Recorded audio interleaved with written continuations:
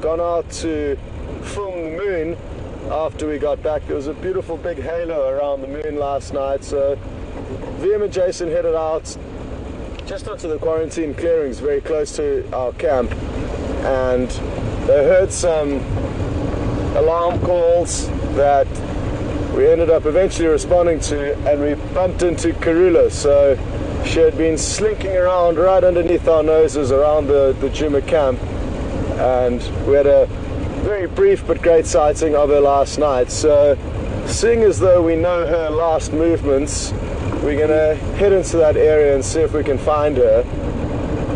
That was many hours ago, so she could have moved a great distance since then, but certainly worth having a look for her. So that is the plan initially, but as a lot of you will know, the plan often changes, so don't be surprised if we lose track of looking for Karula and end up doing something else. So VM's on camera with me this morning, and Nikki's in final control. Mark and Jason have got the morning off, so it'll just be myself out here, and hopefully between myself and the other game drive vehicles we'll be able to find something.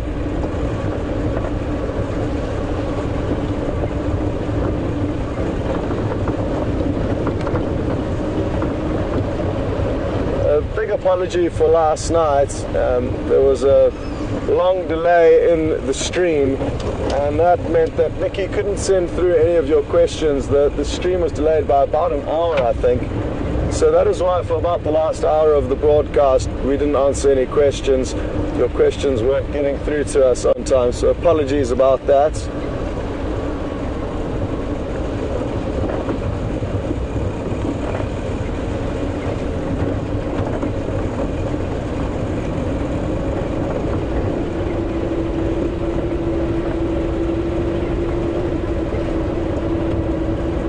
I have already asked for an update on the last movements of the Nkuhuma pride of lion, which is a pride of lion that usually spend a fair amount of time on this property, but over the last week or so they have been elsewhere.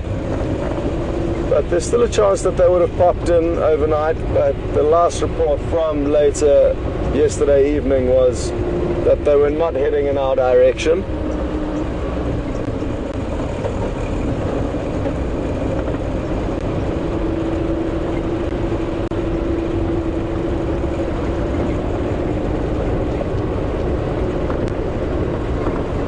And I forgot to say about last night and Karula, there's a clip on VM's Facebook page as well as my Scott Dyson Safaris page. I shared the little video of us having a quick glimpse of Karula.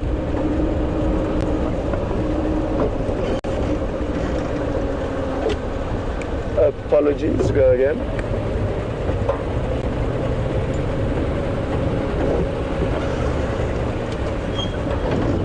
So feel free to have a look on either VM's page or my Scott Dyson Safari Facebook page,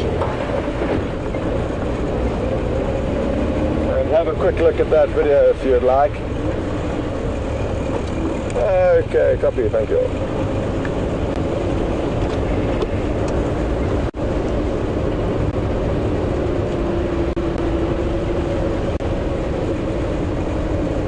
So Karula was last heading north from the camp, and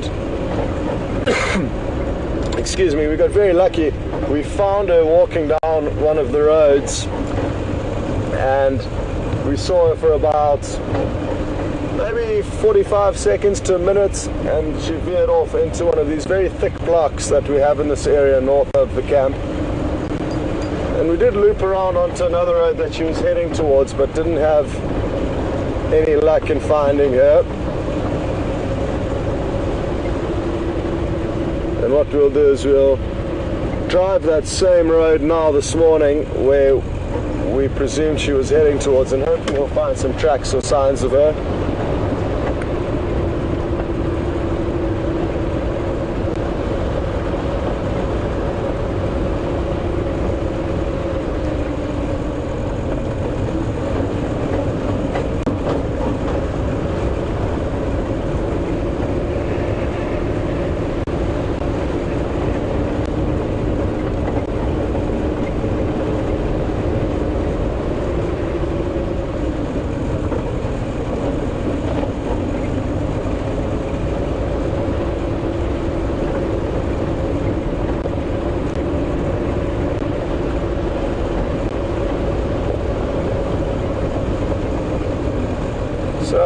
may notice that I've got my jackets on this morning, so it's a crisp and cool morning. I wouldn't say it's cold, especially considering where a lot of the viewers will be around the world in very, very cold climates.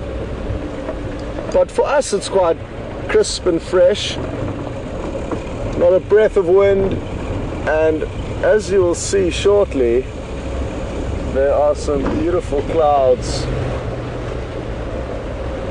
forming out to our eastern horizon. And isn't that wonderful? The sun's also having a great effect on the coloration we're seeing.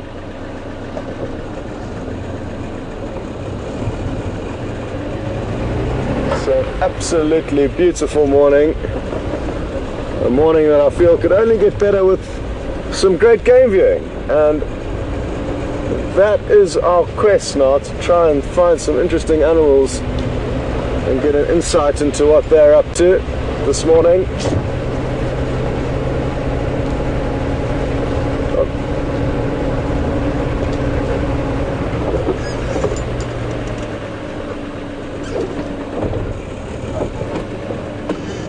Just going to stop and move this tree out the road.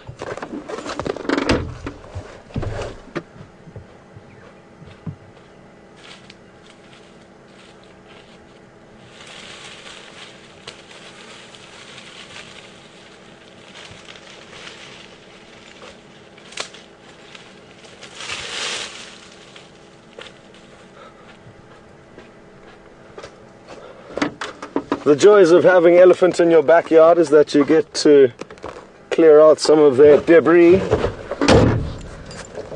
as you drive along.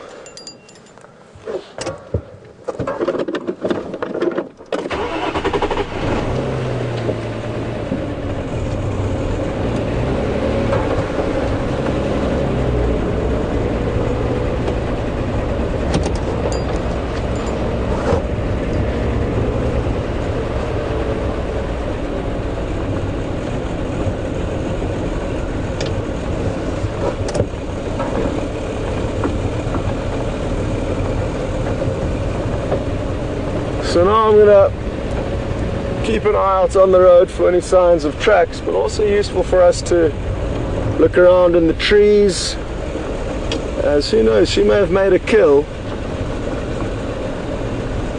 and just be lying in a tree next to it.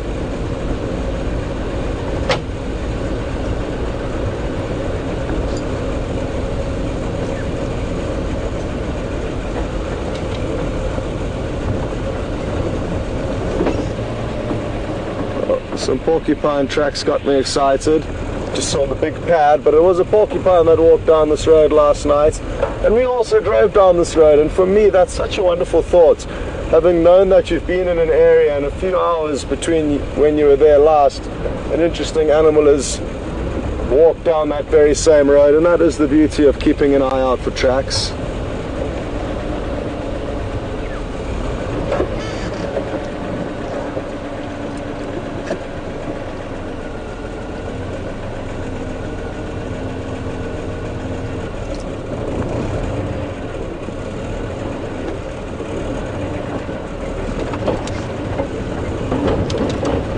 No tracks there. There was a very prominent pathway, animal trail, that she may well have got onto, and I thought it would be worth checking if she did indeed follow that path across the road.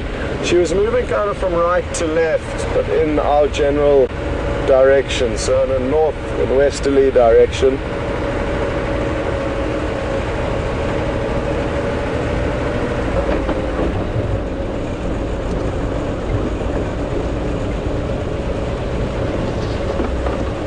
Morning, Aubrey, how are you doing?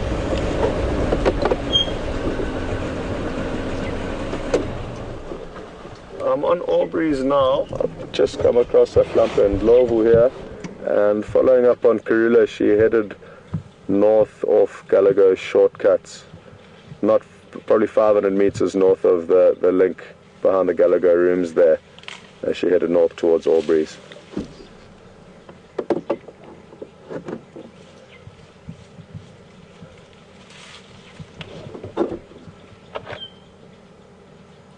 Copy. Well, just as I did mention earlier, we are searching for Kurula, a leopard, but this has led us to find a very different animal. Why has that elephant got all excited there? Is it with us? You notice how it kind of flared its ears up a little bit, and I'm not sure whether that's because of us or because of something else. It doesn't seem to be because of us, because it's not aiming its body language towards us.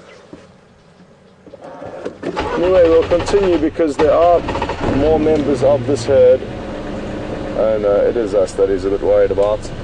And you can see how when they hold their tail out horizontally, typically means they're a little bit uneasy. So that's a behavioral sign that you must keep an eye out for when you are viewing elephants, that tail of theirs.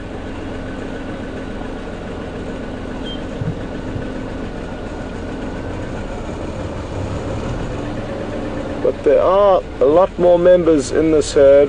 I saw crossing the road as we arrived. Very thick, sadly, but great to have elephants back on the property. It appeared they had all disappeared for the last couple of days. I'm just going to creep up here and see if we can't get an opening where we can view them from.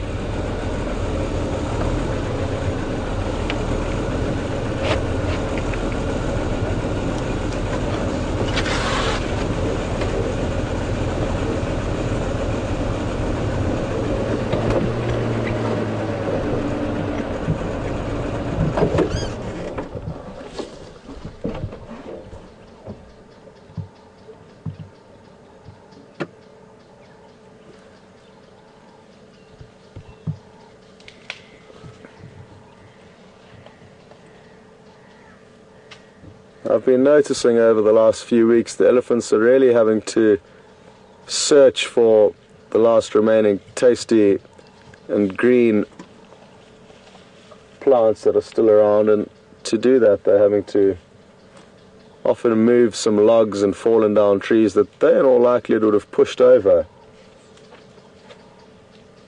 And by them having pushed it over years ago, it's created these small safe havens or nurseries where smaller plants can grow. They do come back and pluck most of them out, but for a lot of them they'll survive, and that's why it's a good example of how even their destruction is important for future growth, because it does provide these little protected areas for saplings to germinate and then start growing.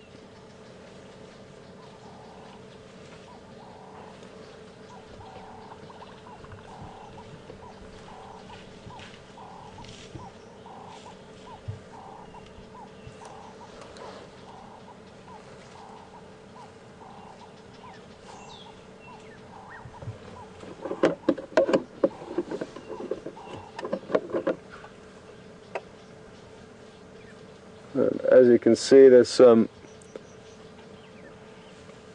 beautiful colors coming through as the sun begins to rise up.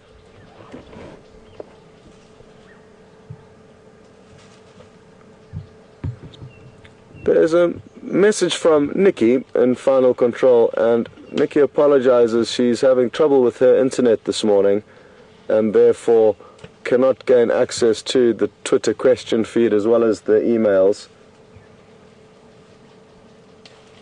And VM's found a young calf is taking this opportunity to scratch itself on a little acacia tree. I wonder if I can find a slightly better angle. It's going to be difficult. What I am going to do is see if we can't loop ahead of them and get them to feed past us slowly. I've got an idea of their general direction of movements, however the thickness of the vegetation here is going to make it a bit tricky for us to get into a spot to view them.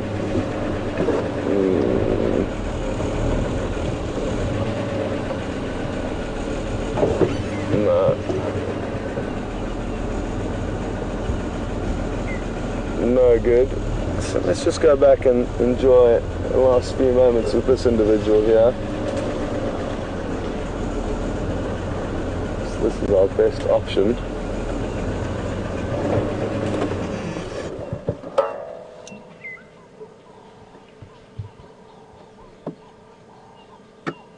Sorry, Vim, I haven't left you much to work with here.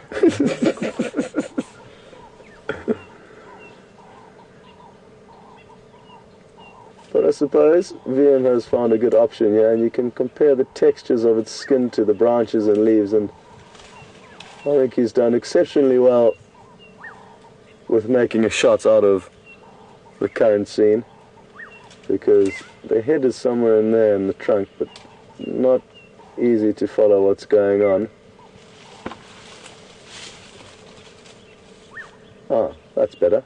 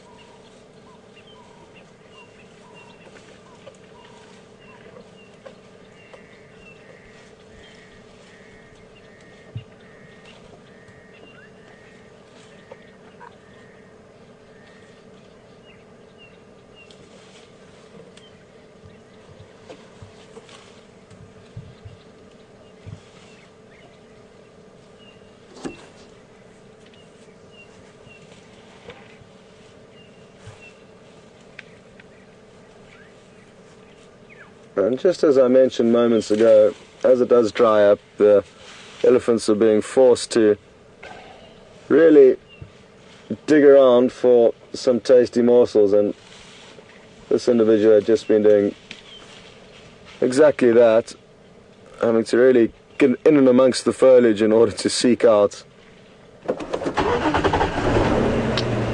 whatever it is that they're looking for. And they are fussy animals. They will feed on very specific plants at specific times of the year, making the most of whatever plants are most nutritious at any given stage.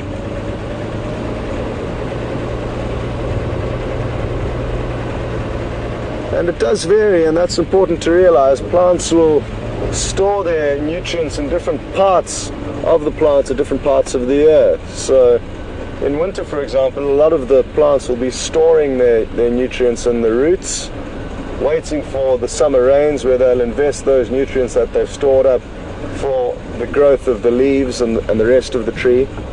So sometimes the elephants will try and intercept those nutrients if they are, for example, being transported from the roots up to the leaves and maybe stored in the cambium layer of the bark.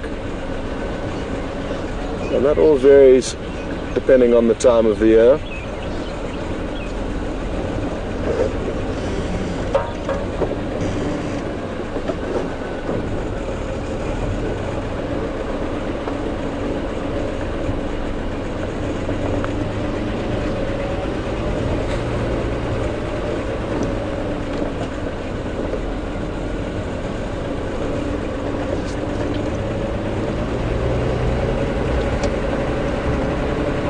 Okay, well, that was a great start and a great diversion from the initial plan to follow Karula, or at least follow up on her, and still no sign of her coming out onto this road. She may well have crossed at any given point, and I may have missed those tracks, but at this stage no sign.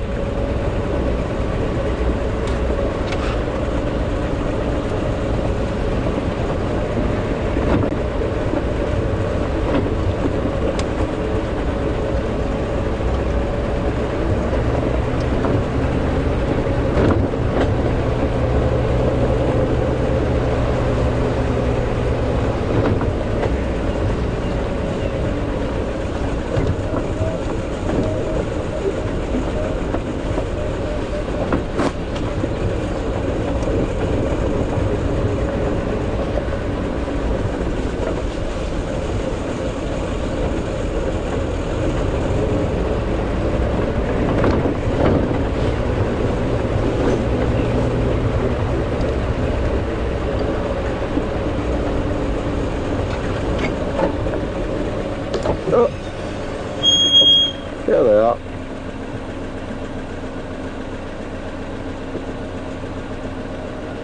So she's just popped out, and I'm going to jump out of the vehicle and establish where she goes from here. We are very close to our northern boundary, which is a small concern, but let's see what happens.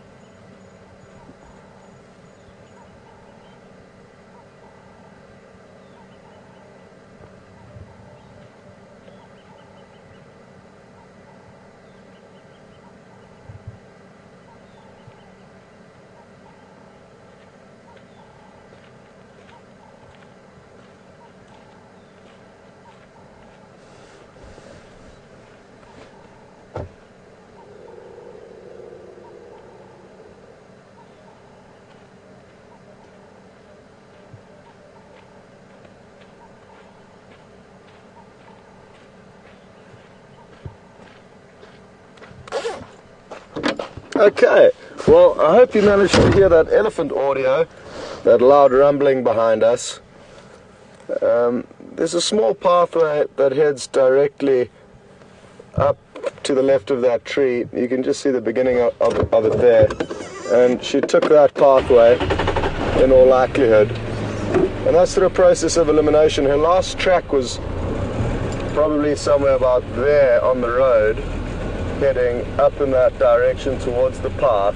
So it was the last track I could see clearly, because the rest of the road is hard. But because she didn't take either of the roads going left to right, she must have taken that pathway, which the last track is heading straight towards.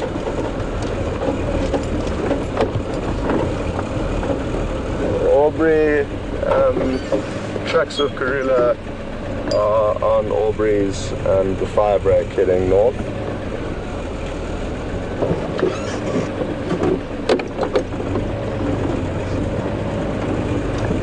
So what we shall do is drive down this pathway, and this will lead us to a road not very far from here, and she could well, we should definitely see her tracks coming out across this road if she did indeed take this path.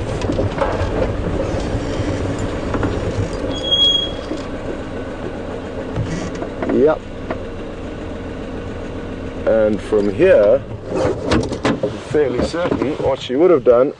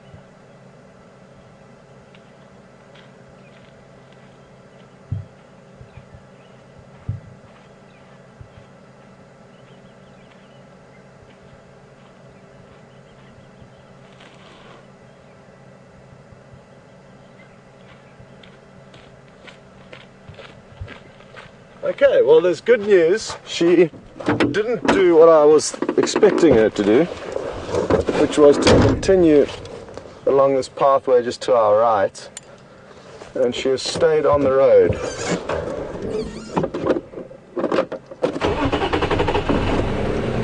Which is good, because we cannot go anywhere further to the right. Aubrey.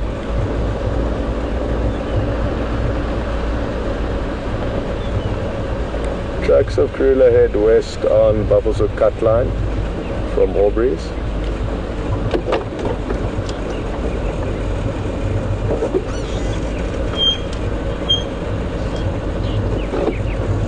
Copy.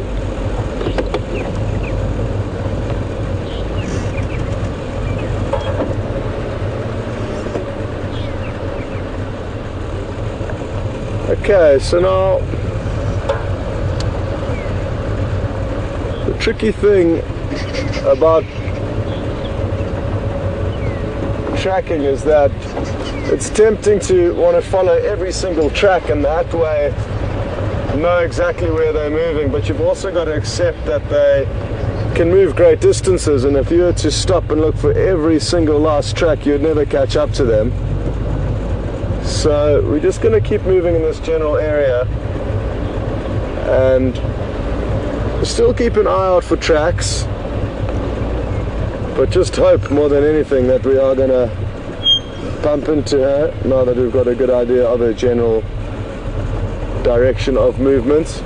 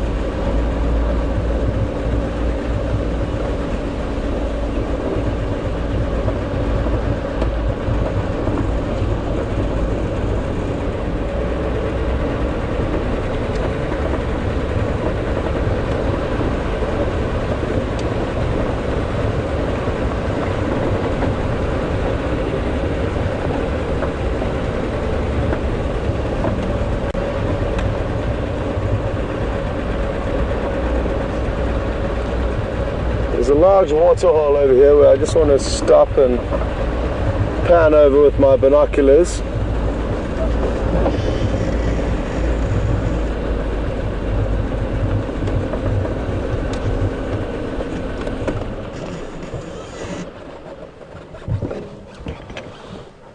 Is there anybody around?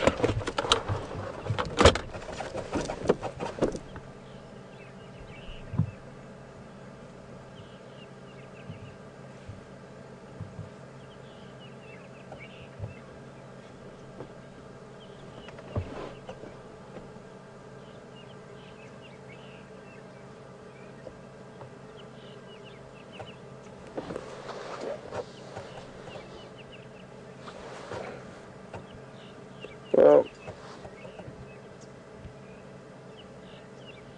there are a few hippos in there and a fish eagle, but we are very far away from the fish eagles, so all you'll be able to see is a little white speck in the dead trees.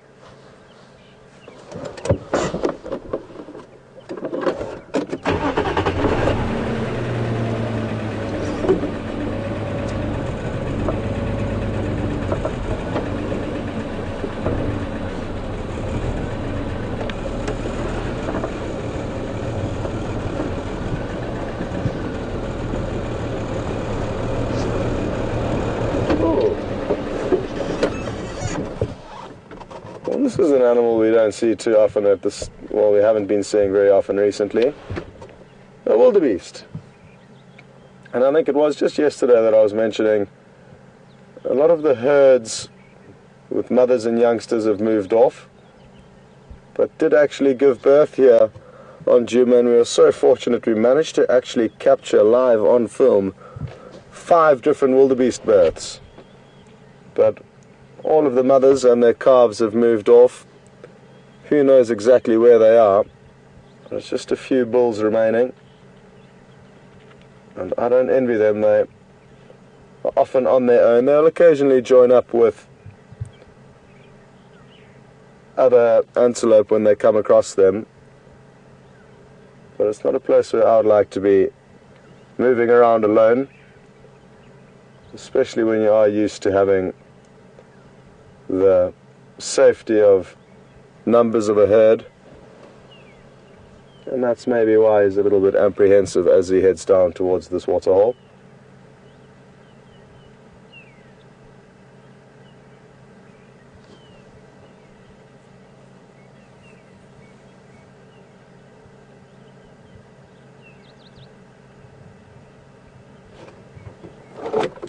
Go ahead.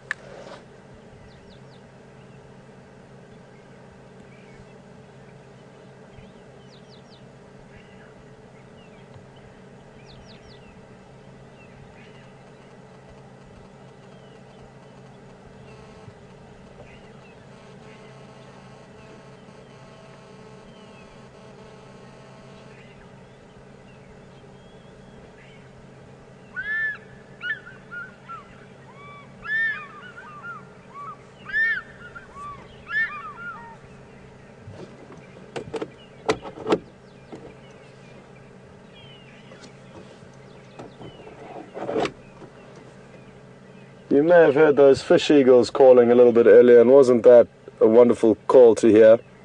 It certainly is one of the sounds of Africa. Copy that. Yeah, let me know how that goes. Thank you.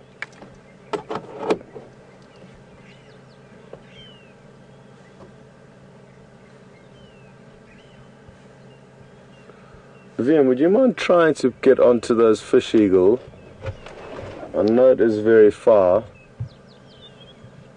Let's see, because it may call again, and even though it's far, it would be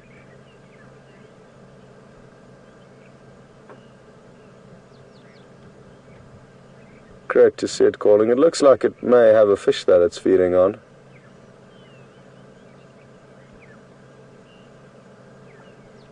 And they'll often clamp the fish between their talons and the branch that they're sitting on so that they can pull chunks of it off and feed on it, and that's exactly what I think is happening now.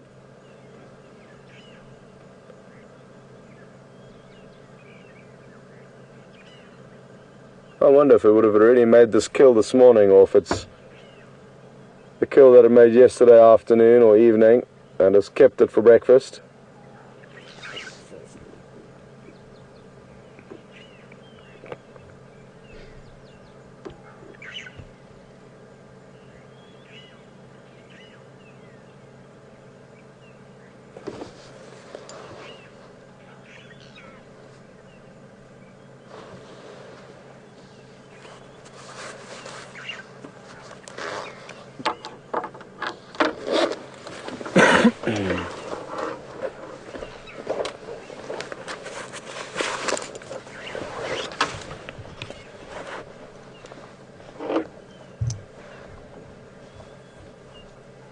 I have a question for you, just asking to be repeated. Sorry, I was just taking my jacket off next and my earpiece was therefore out.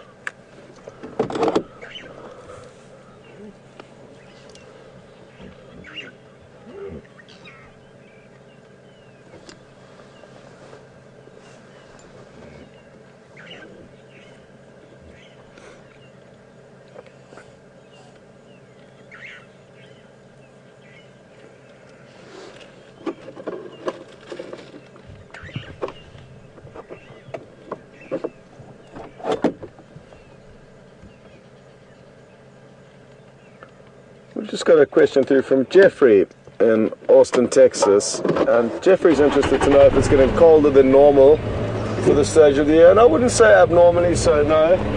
It's maybe come a little bit sooner than usual, the cooler weather, and it is certainly going to get considerably colder than what it is now. So it's certainly not as cold as it will become in the middle of winter. You'll see us bundled up in jackets and beanies and gloves when it is the height of winter. Ah, this is a cool bird. I'm going to try and get closer to it, but I'm going to stay here for now for insurance. It's just sitting on the road there, VM, beyond the buffalo poop. Look at that for a beautiful specimen. Now that is a double-banded sandgrass that we are looking at.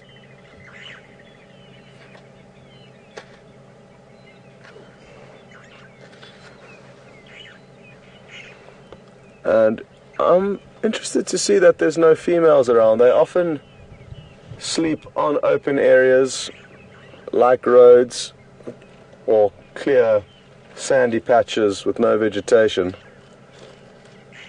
But they're usually in small flocks. In this area of about 3 or 4 birds that I've noticed. But here there's just one lone male.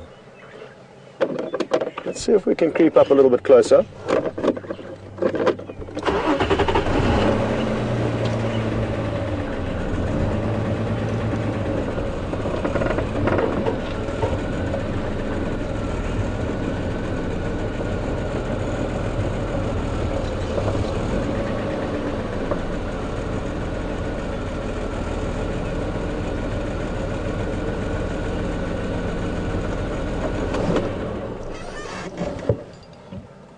Beautiful. Look at those patterns and colors on its wings as well as its forehead.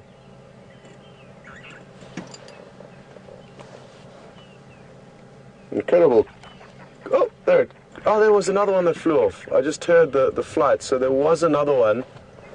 There were 2 of them, and I just heard the very characteristic wing beat of a sandgrass and looked up to see the other individual flying off, so there was more than one.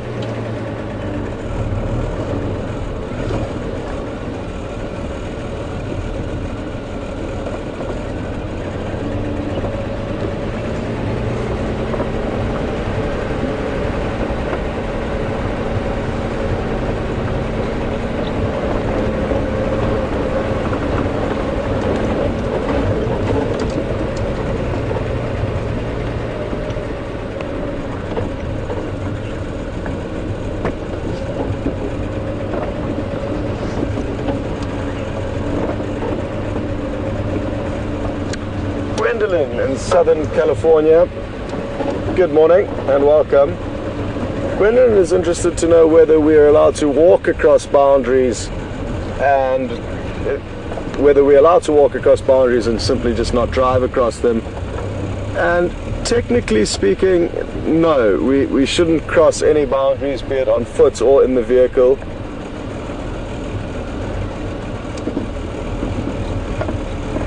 But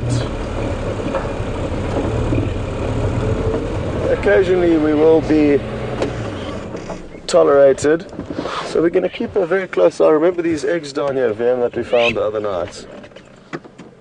And every time we come past, they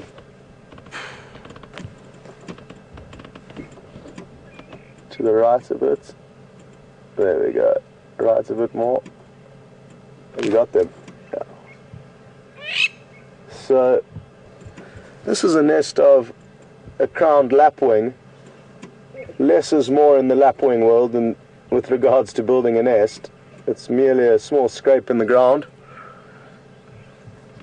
and beautifully camouflaged eggs. Understandably, they need to be very well camouflaged considering they are completely out in the open.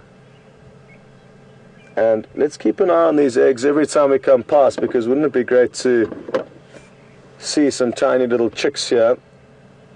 We would need to have some very fortunate timing, because usually the chicks only spend a few hours in the nest before moving off.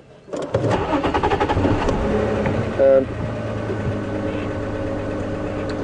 this is one of the parents. He's a little bit worked up because we are parked fairly close to the nest, but we'll leave them now in peace.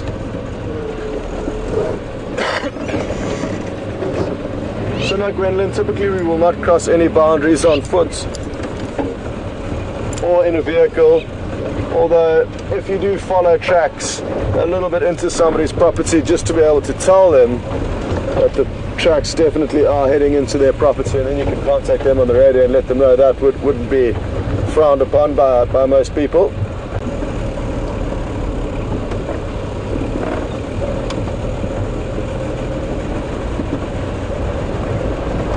So there is a chance that Karula would have come back down into our property here, even though she was on our northern boundary. So that's why I'm still keeping an eye out for any of her tracks here.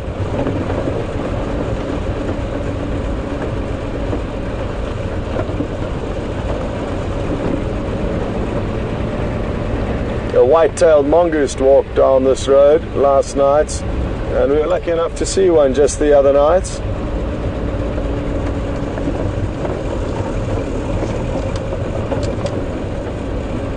And just to confirm, the bird we saw previously to the eggs and the crowned lapwing was a double-banded sandgrouse. Nikki says there's a bit of banter on Twitter as to what exactly it was. Sorry for not being clear on that, but a double-banded sandgrouse is the bird that we saw prior to the lapwing.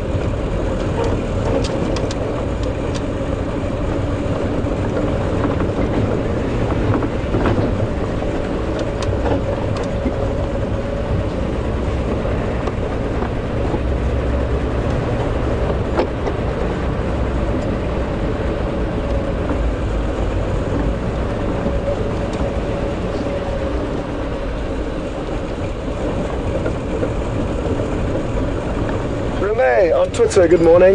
Renee has asked why the plover does not lay its eggs under a bush or somewhere more hidden, and it's a good question, but bushes are places where predators will look for nests because that's typically where they're found.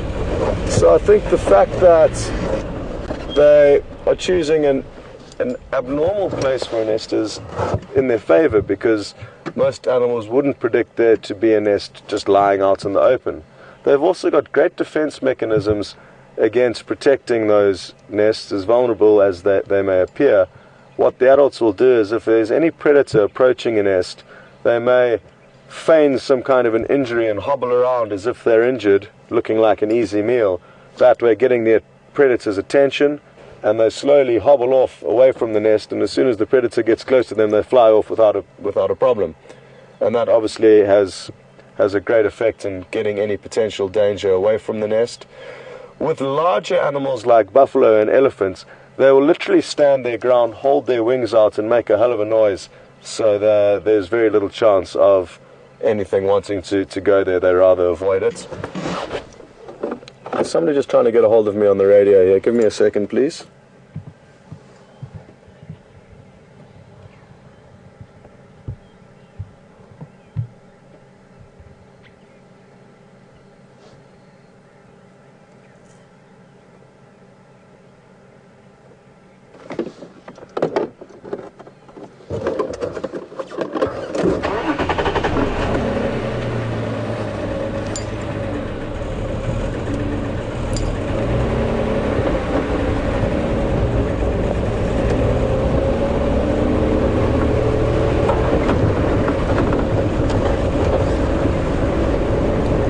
Also, copy that update, thanks very much. I'll head into that area, but I'm still far on Sandy Patch.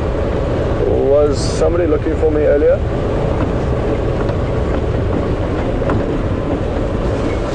Morning.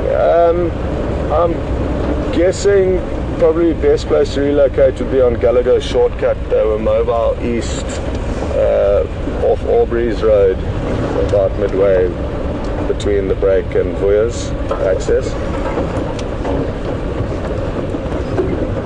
Copy.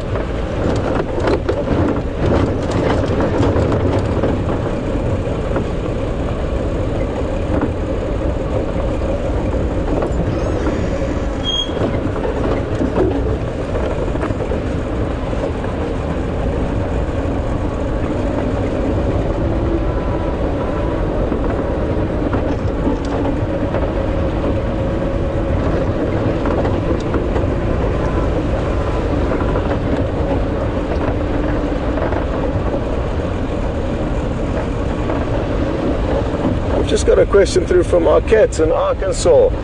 Good morning and welcome. Arquette's interested to know how we distinguish between Karula's tracks and tracks of any other leopard. And there's a few different factors that we will mull into that equation. The area in which we found the tracks is always an important one. We know areas that female leopard are likely to move in, and when we're in the heart of any leopard's territory, we can almost safely assume that it would be her tracks. Distinguishing male between female is quite easy. The male's tracks are considerably larger than the females. And sometimes even between females, some females will have considerably larger tracks than others. But the fact that we saw her last night in that area, heading towards where we did find her tracks this morning, we can safely assume that was her. So that's another factor. We actually saw her heading in that direction just hours ago. There are obviously some grey areas where, for example, male leopards' territories may overlap, and or female leopards' territories may overlap. And there they may have similar footprints, and there it would be difficult to distinguish who's who.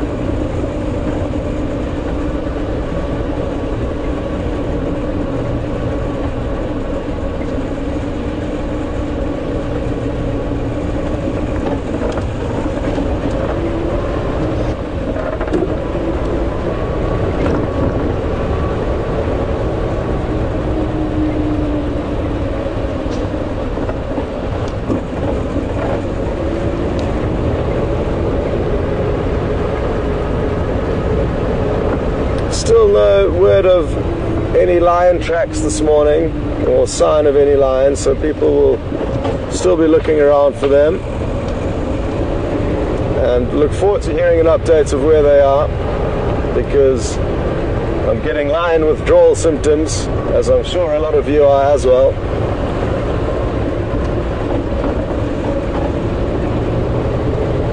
Thankfully though, we are so spoilt with the game viewing we get to see in this area, and even what we may consider as a quieter day is often far better than what other people in other safari destinations may be witnessing. So we are in an incredibly wonderful wilderness here in the Sabi Sands.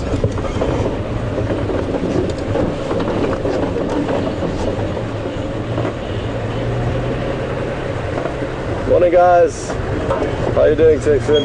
Good. Morning folks, how's everyone? Good, thanks. We'll see you later.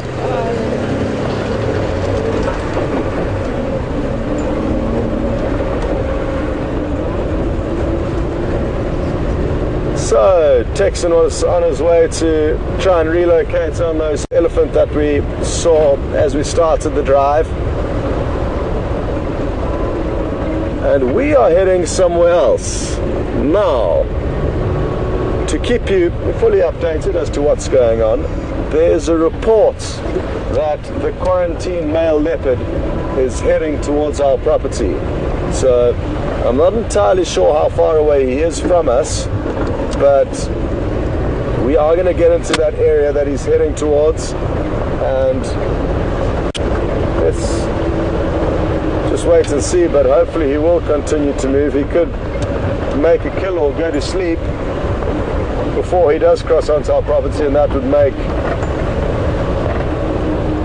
things a little bit frustrating for us. But it's certainly worth us heading into that general area, because what will probably happen is that the vehicle that arrives, that is currently following him, may not be allowed onto Djuma, just as we are not allowed onto the property where the leopard is coming from.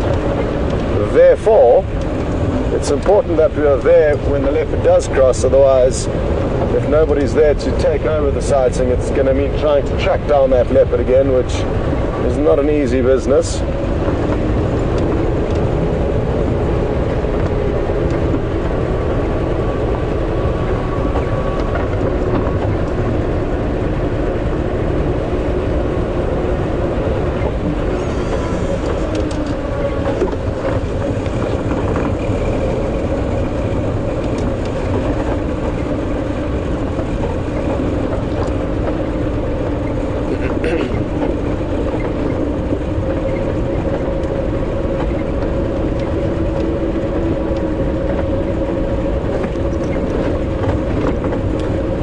Ramey is asking a question. Good morning, Ramey. Ramey is interested to know whether Karula does spend time around the camp even when she's not pregnant.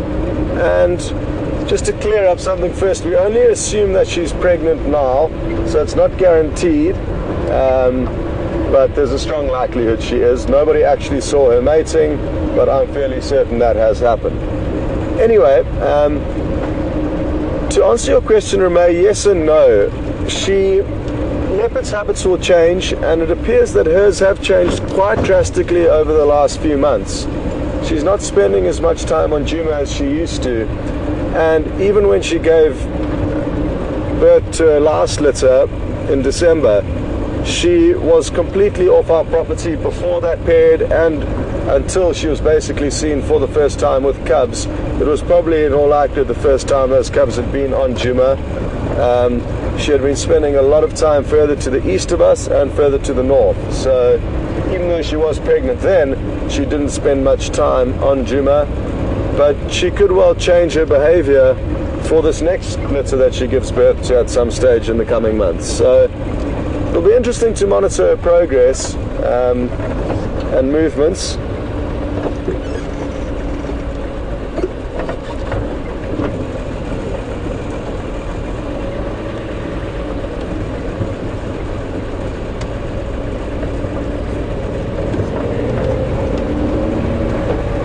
From what I understand, she has been spending in general less time than she normally would here on Djuma. Not sure why though, because it doesn't appear to be external pressure coming from another female. So maybe she's just simply expanding her territory even more, which is possible. She may also be wanting to get away from her two sons, Quarantine, who we're going to hopefully be able to see shortly, as well as Djuma.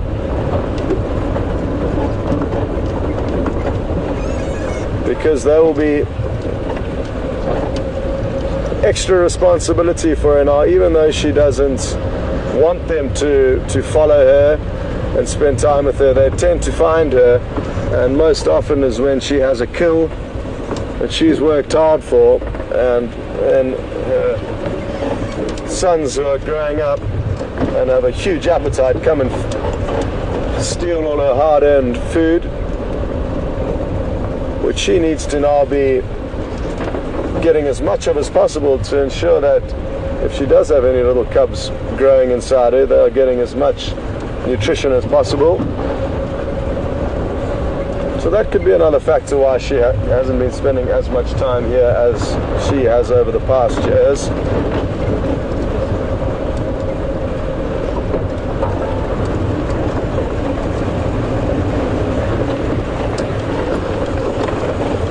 Andrew Scott.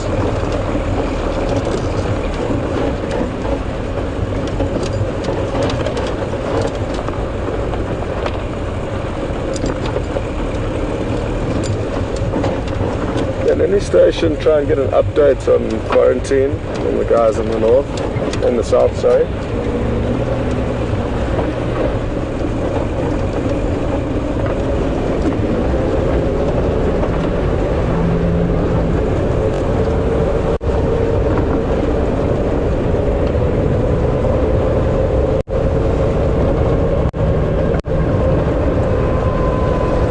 Okay, copy, perfect, thanks. I'm also heading into that area now, just on Chelapan Road. I'll take Twin Dams and then maybe Leadwood.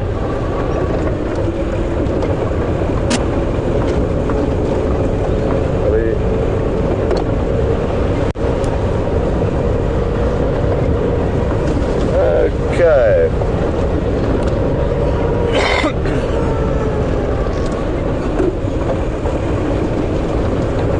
So there's good news and there's bad news. The good news is Quarantine has popped onto our property, and the bad news is that there was nobody there to take over the sighting. As I mentioned earlier, there would need to have been somebody there to keep following him, which there wasn't. But there's myself and Andrew another game viewer heading into the area to have a look. And we're about 5 minutes away from there. So let's hope we manage to track him down.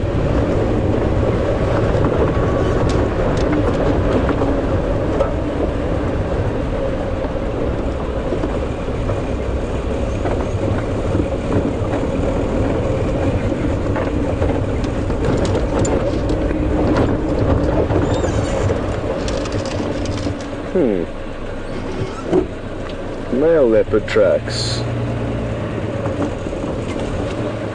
And this looks like Mvula.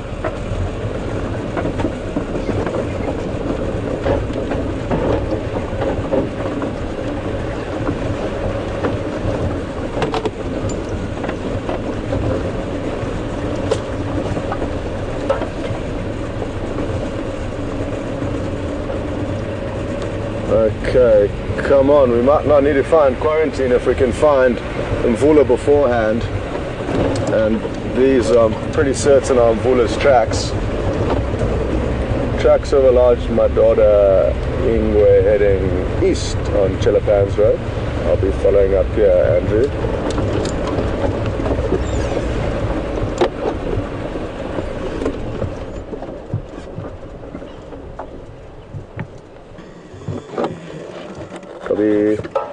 Yeah, I think these are tracks of Mvula here, so I'll spend some time and see what I can find.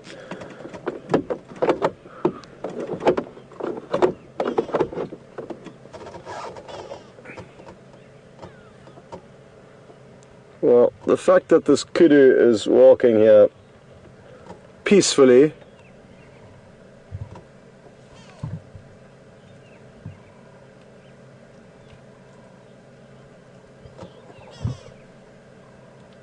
so I wonder how long ago it was that this leopard walked down this road. There are a few more kudu that we're just going to wait for to pop into shot. There's no angles at the moment, but they're both behind bushes, so it doesn't matter where we move to. We just need to be patient. But like I say, the fact that these kudu are here very relaxed would give me the impression that Mvula passed here a few hours ago, which means he could be a long way off.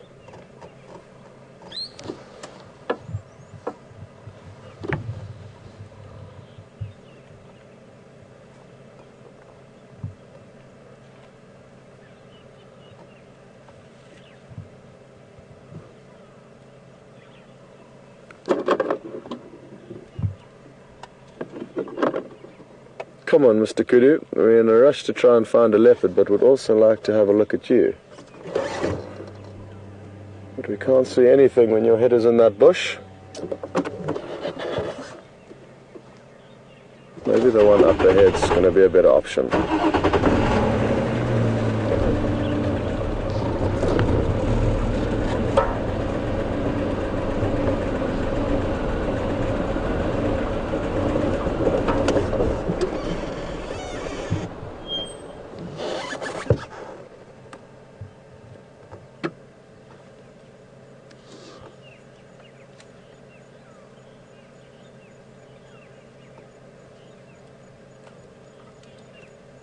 I noticed this individual bull, there's often 4 of them together. Now that we've only seen 2.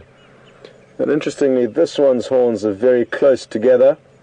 They don't spread far apart, whereas the other individual that we saw first, that VM could probably maybe pan back to, it's not going to be the best view, but you will notice how much wider this individual's horns are apart.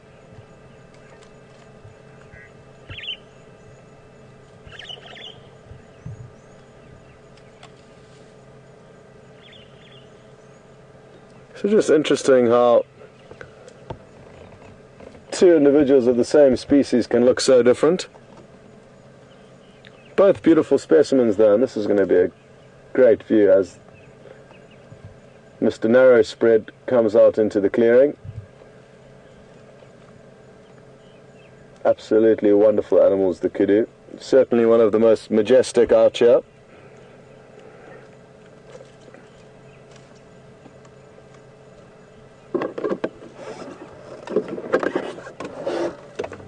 Oh. Good stuff.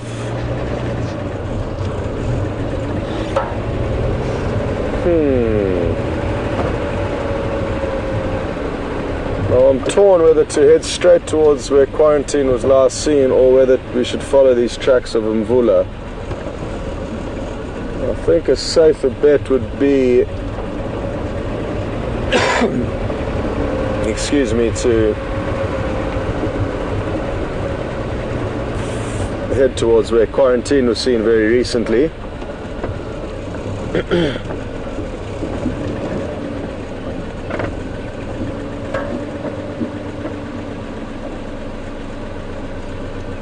But I do want to just try and determine where he did head from this road junction.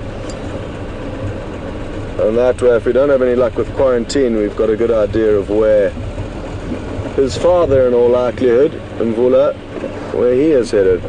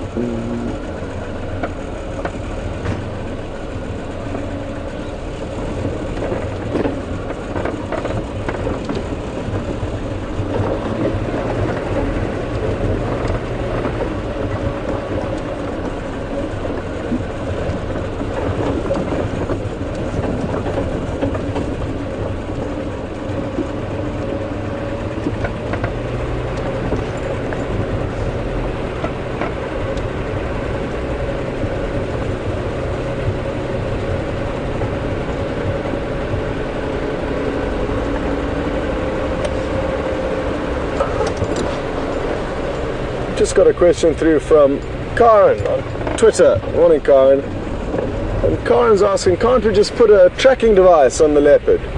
And yes, you can, but it does require you to have to dart the animal or catch it some way, and therefore intervene quite severely with its daily ongoings. But it's not the end of the world to dart a leopard, do some medical tests, get some interesting data from them, and either put a collar around their neck, which looks terrible, which I'd prefer to look at leopards without collars, or you can perform an operation and actually insert a tracking device. That is obviously more risky and may have some impact on the leopard's well-being. So those are the kind of technical or logistical issues you may be facing with putting a tracking device on a leopard. And for me, even if it was easy, even if we could just push an imaginary button and then be able to be told where they are, we will therefore lose out on the thrill of the chase and trying to find them, which for me, I love. If we just drove to them drive after drive and knew exactly where they were, there would be no fun in it.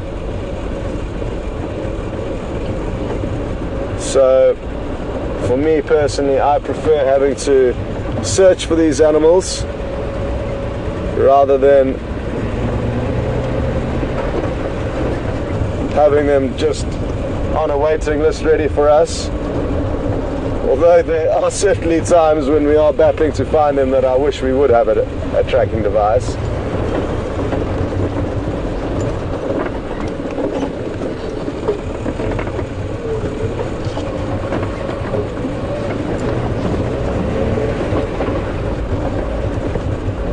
The reason why I haven't rushed to the area where quarantine was left heading into our property is because it's very thick there and a difficult area to follow up. So I'm just going to leave Andrew there to try his luck and actually see if we can find any further tracks of Mvula. I think we're going to find some of his tracks in this riverbed here, and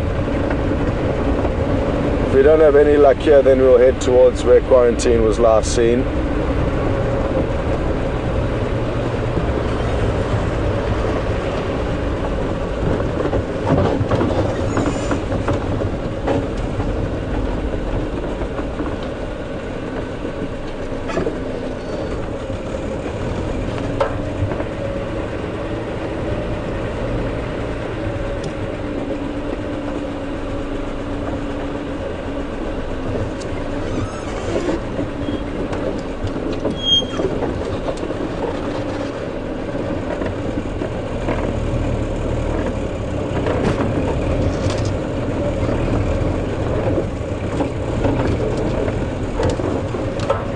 Got a question through from Dara. Hi, morning Dara, and welcome.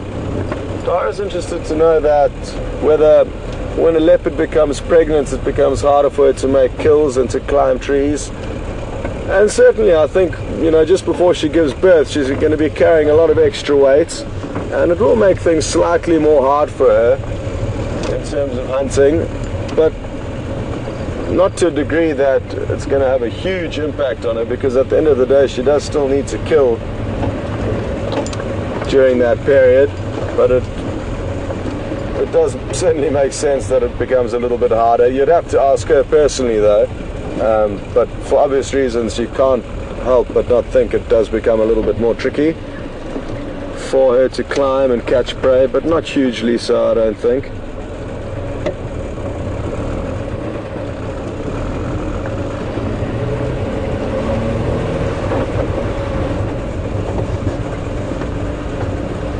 Okay, so I haven't had any luck finding further sign of Mvula, but we'll carry on driving in this general direction that he was moving in.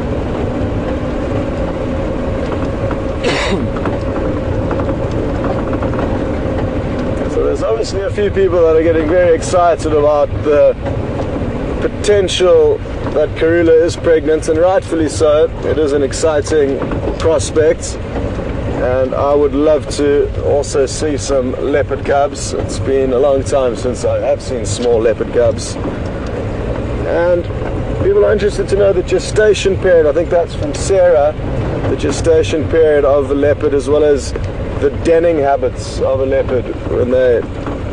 How long will the cubs stay in the den site, for example?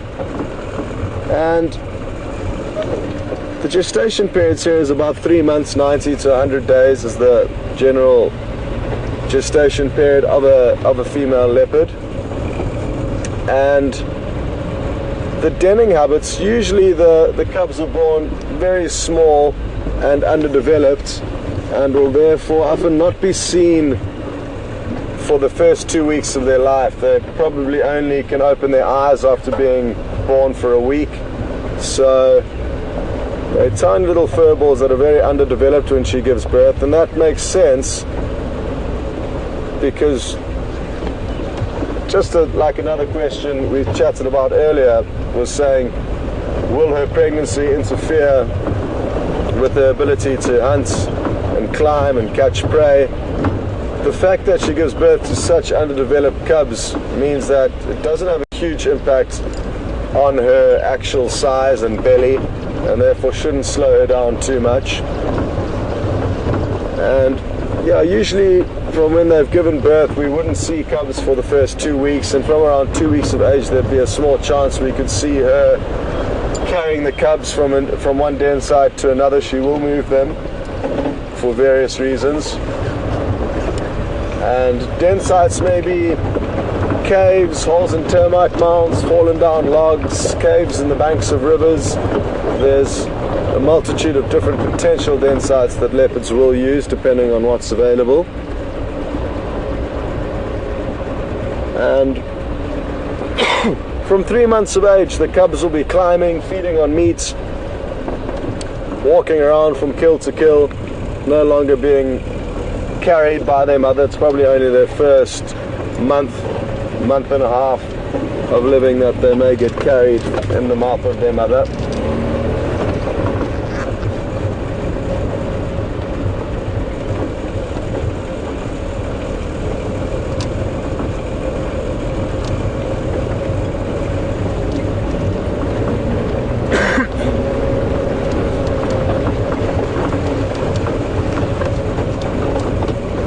There's been no further sign of this large male leopard. Last tracks headed east from Chelapan, Twin Dams Junction.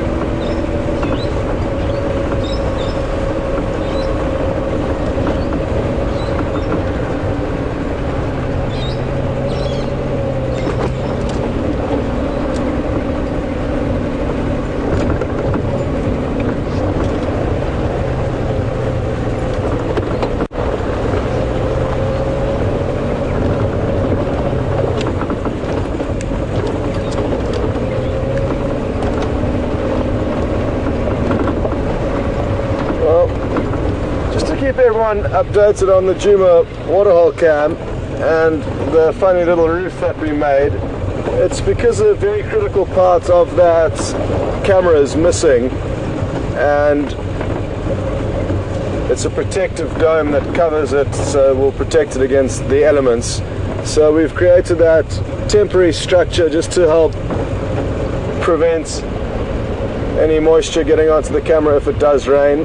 So it's a temporary fix, and you'll just have to deal with it for now until we get the proper dome or housing to put in place there. So apologies if it's ruining the view of the clouds, but it's a temporary measure, and it hopefully won't be long until we source that dome that's required, that we are currently missing.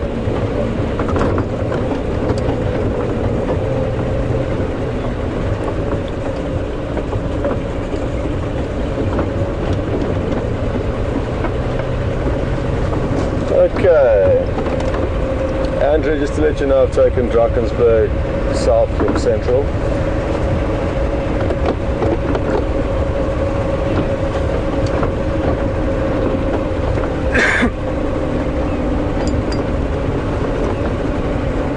Copy.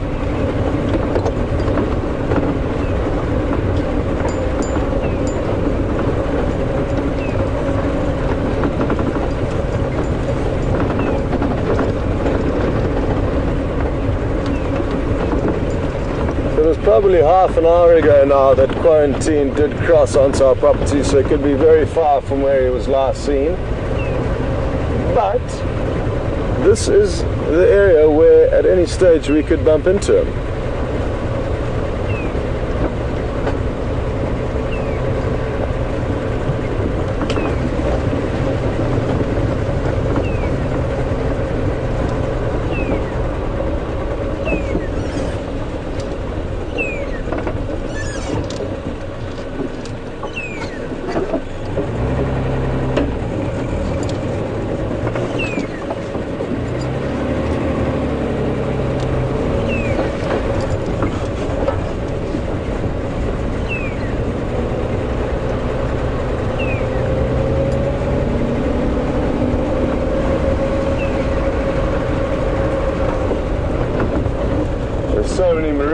in this area that he could hopefully be up one of.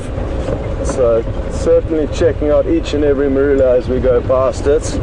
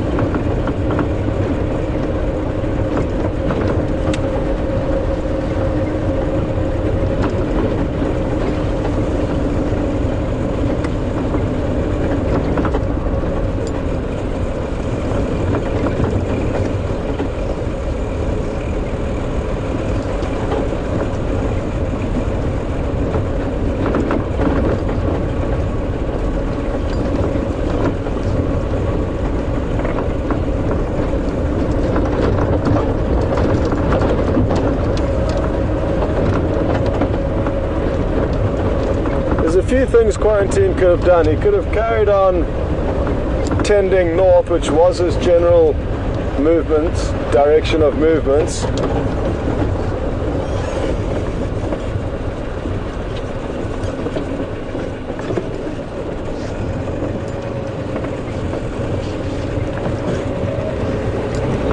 Or he could have headed more west towards Twin Dams, which is what I'm hoping he's done.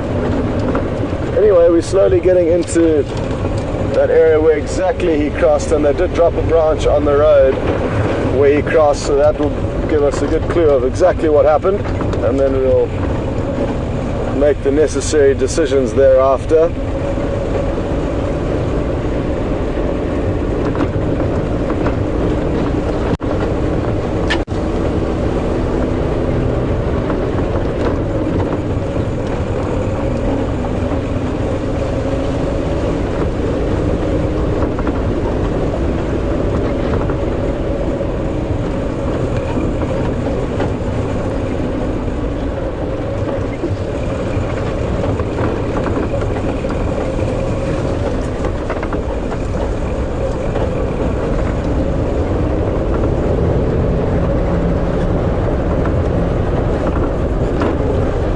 I wonder, there's a termite mound where we know a warthog's living, and he may well also know this, and I think what we're going to do is go and check that termite mound. It's a place where young male leopards will often try and capture some meals, termite mounds, because, or warthog burrows rather, because they can lie on top waiting for the warthog to leave in the morning. And it's something that I've noticed young male leopards doing, and wouldn't it be incredible if we found him lying on top of that warthog burrow now?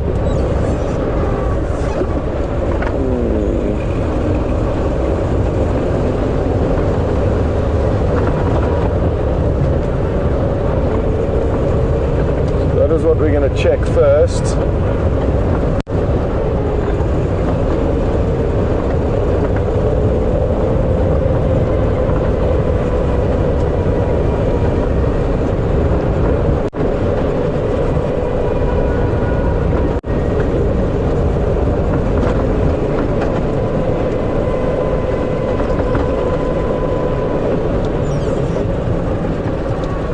I've noticed I've just increased the speed a little bit, so I'm getting excited at the prospects of what may happen.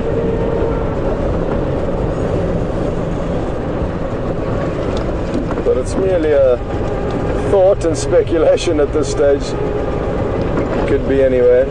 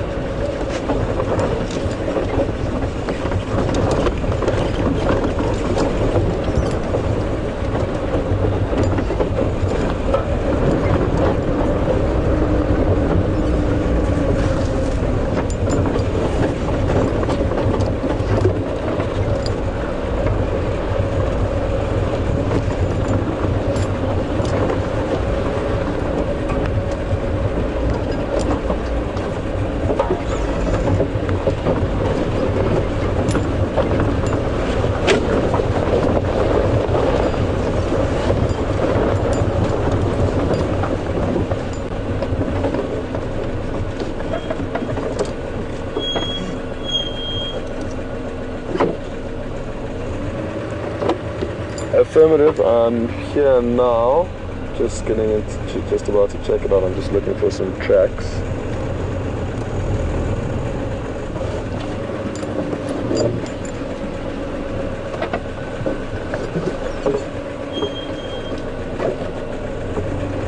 Copy, perfect. Okay, no sign of him coming here, but maybe I simply missed his tracks. He was apparently heading straight towards this old hyena den site.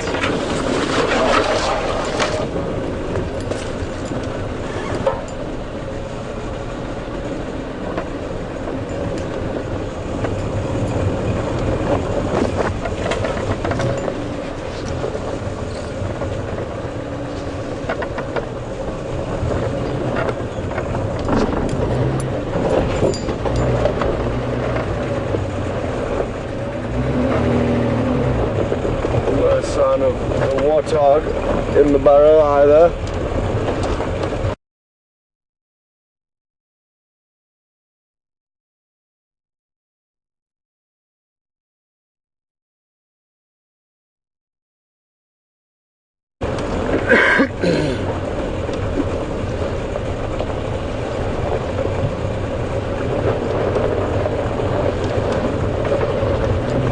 But he was apparently heading straight towards an area we've just been in.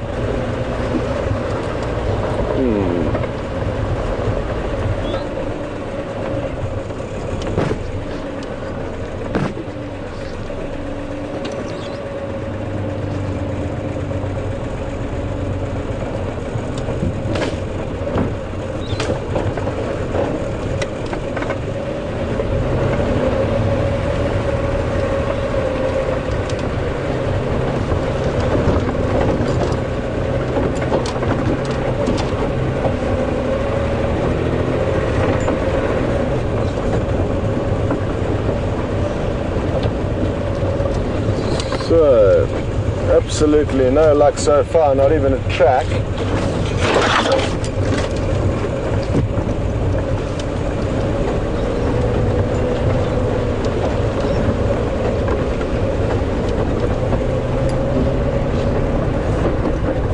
But that's no surprise really, because it was a long time ago that he was here, and we don't actually know his exact last.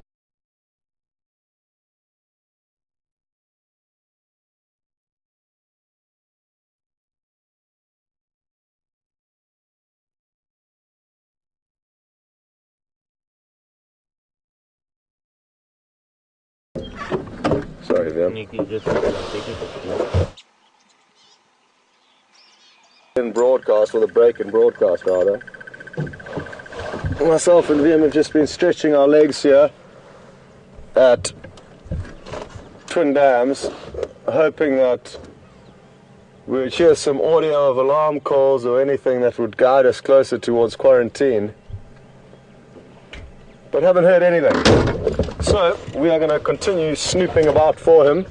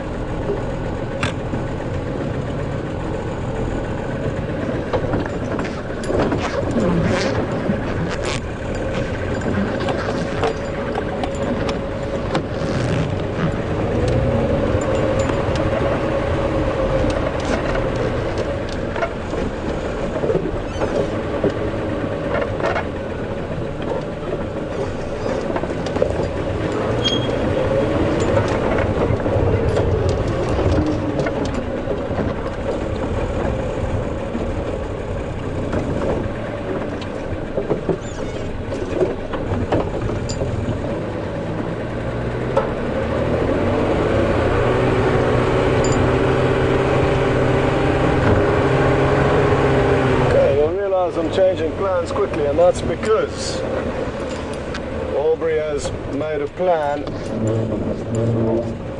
and he's found Mvula. Well done, Aubrey. I'll be interested there. At Twin Dams now.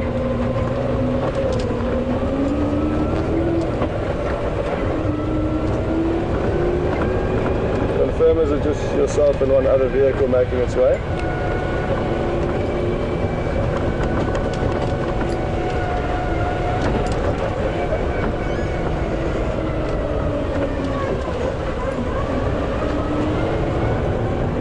Copy, thank you. Well,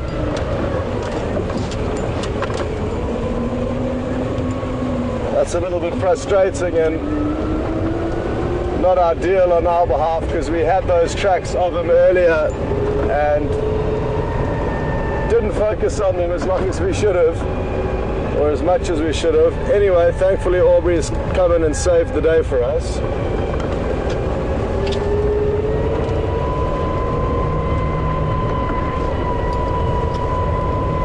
We're probably about 5 minutes from where Mvula is at the moment. Apparently he is lying down, so not on the move, which suits us for now.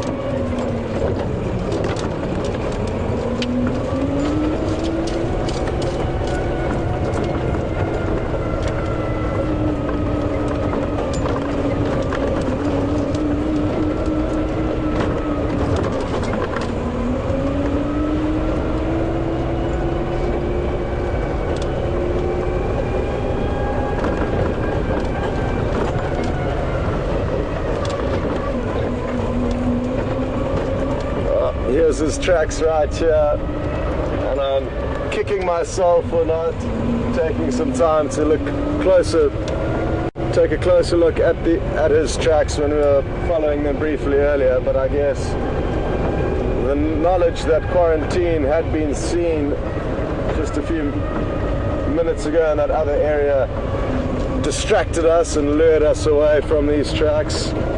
But he did walk down this very road probably not very long ago.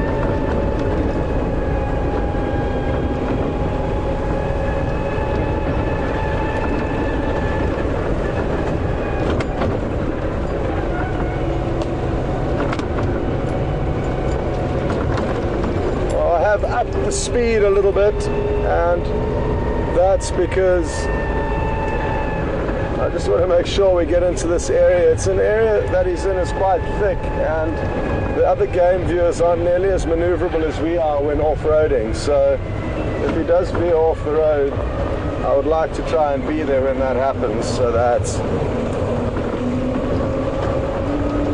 we can try our best to stay with him.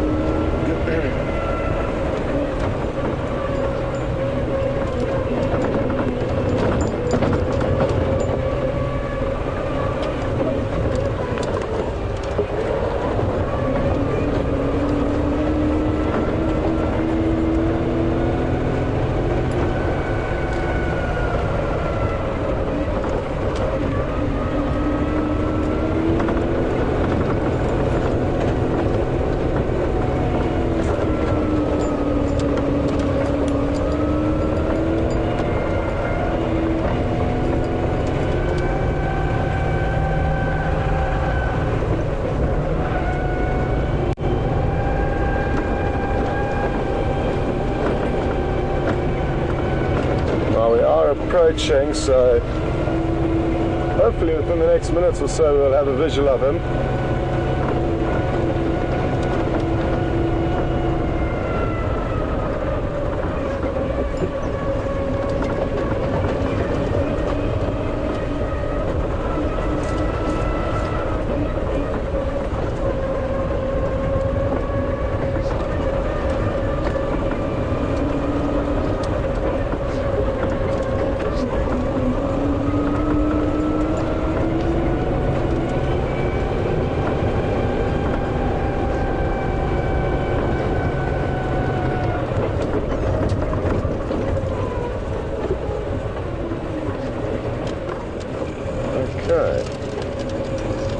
So, things are looking promising. We found the other vehicle, which means the leopard shouldn't be too far away.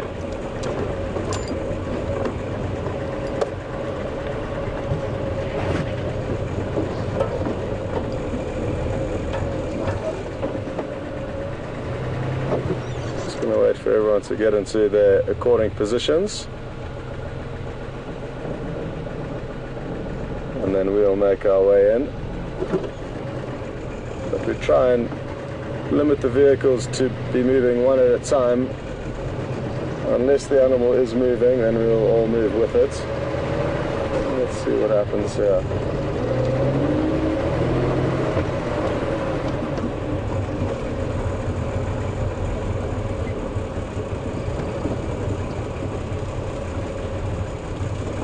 Morning everyone. Aubrey, well done. I owe you. Thanks, Paul. Well, here he is, just in front of us, and he's obviously just got up and started moving, and it looks like he's seen something.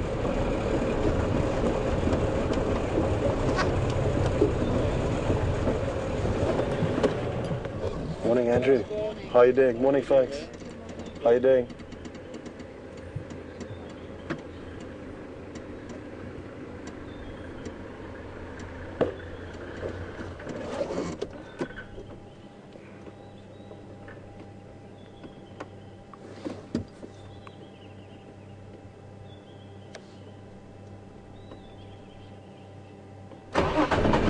Going to try and position the vehicle so that the other vehicles behind us can also see. I wonder what it is that he heard in the bushes to our left. Just having a look now to see, but it's very, very thick here, so I can't tell exactly what it could be.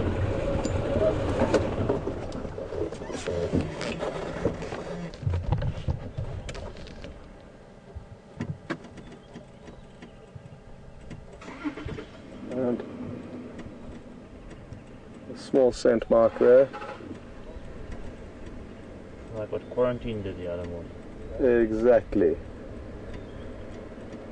And this is a beautiful big male leopard, folks. If it is your first time joining, we've got very lucky here.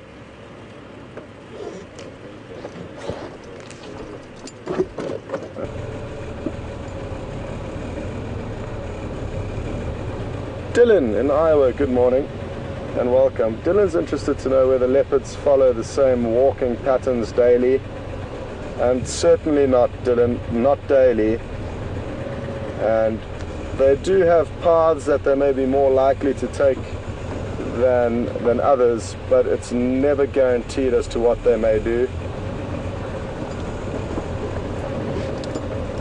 which makes it tricky for us to find them. If they walk the same pathway every day, we would easily know where to find them and where to look for them, and the pathways that they take do vary.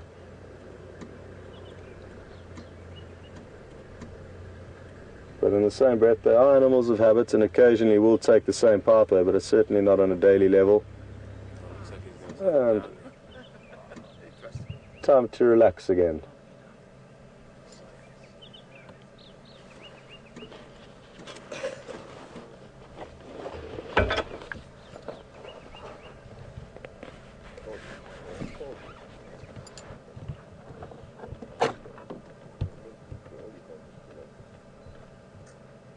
In Yala Road North, not far from Buffelshoek Dam. Find a shadow every time. Lay down and move.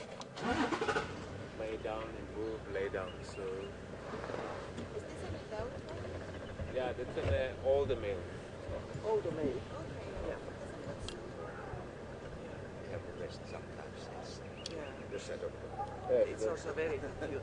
There's some elephants tromping loudly off to our east. We do it differently. We walk a few miles and then Quite far away from us. I'm not sure if you would have been able to hear that audio getting picked up. Same as us. Well, yeah, his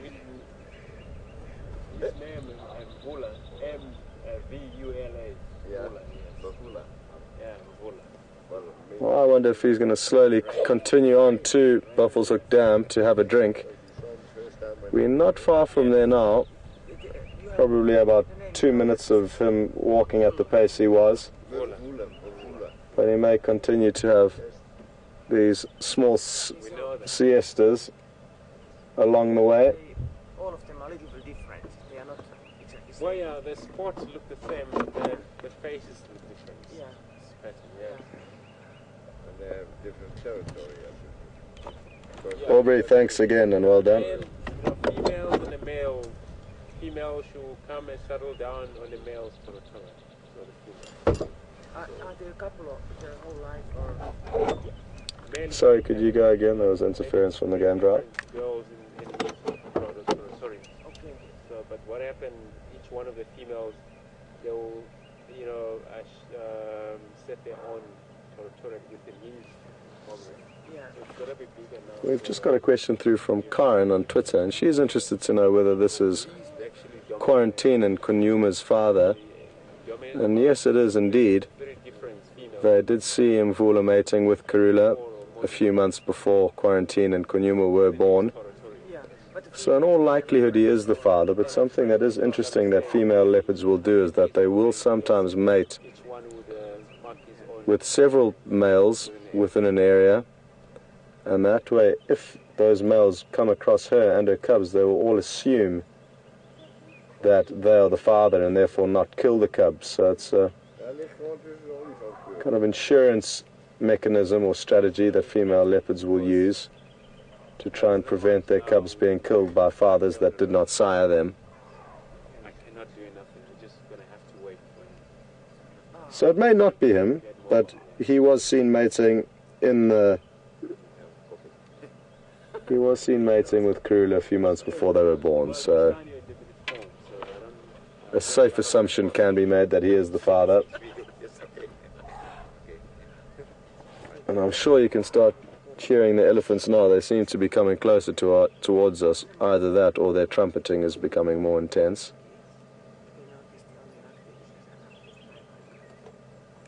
Very nice. Morning.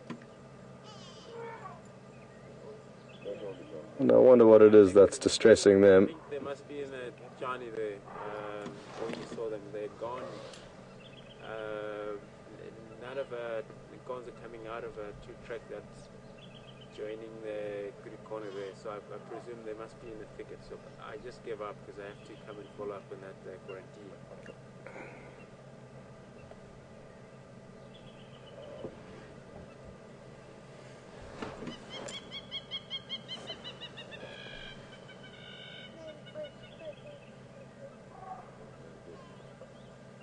Okay, cool. Thanks, man. I will, maybe later on, before Kai, I'll swing past by the area that's on.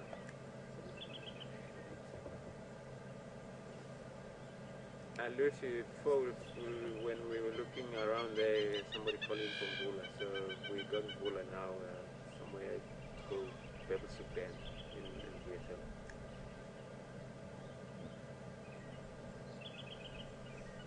Same to you. Thanks.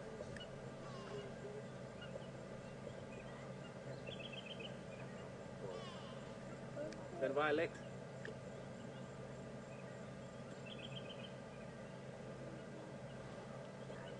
Alex, Mvula has been picked up. Yeah, between the junction, Gwari, Pan, and the Nyal North. Yeah, I would say your best approach from Bebelsuk Dam there. You headed like west, southwest.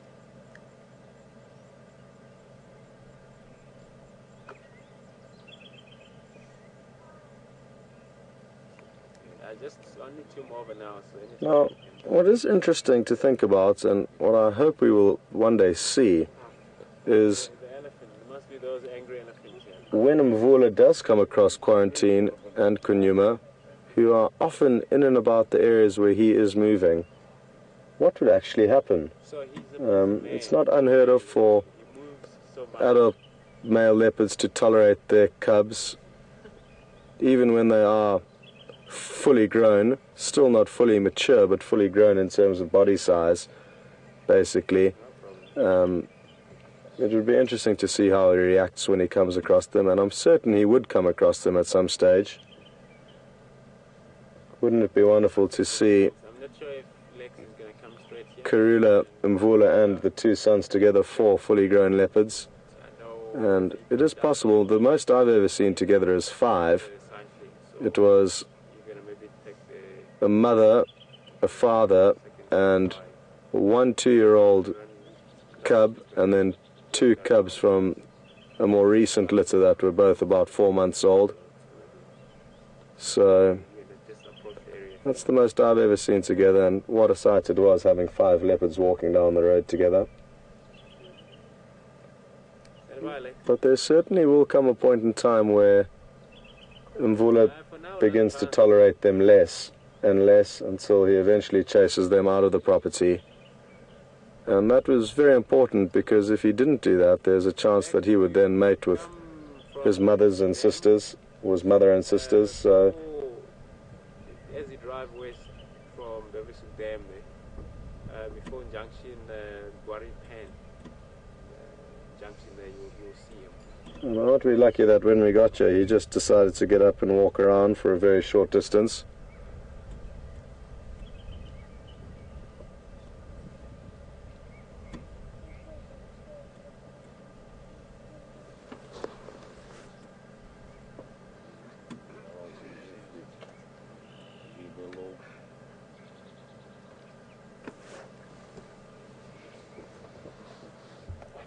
Where? Kim in Chicago, good morning.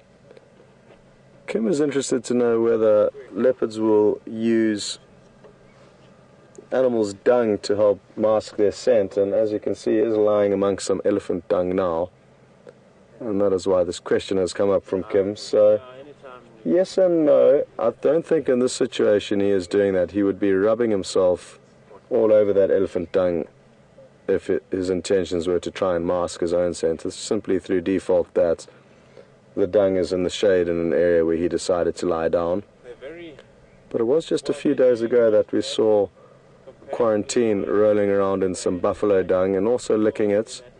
So that could well be to help mask their scents, as well as also obtain some minerals and nutrients from the dung. That's why they would have been licking it and occasionally feed on it. for me, it doesn't look like a full stomach, so he might actually move into a river or go down hunting and stuff, because they also hunt during the day if it's possible.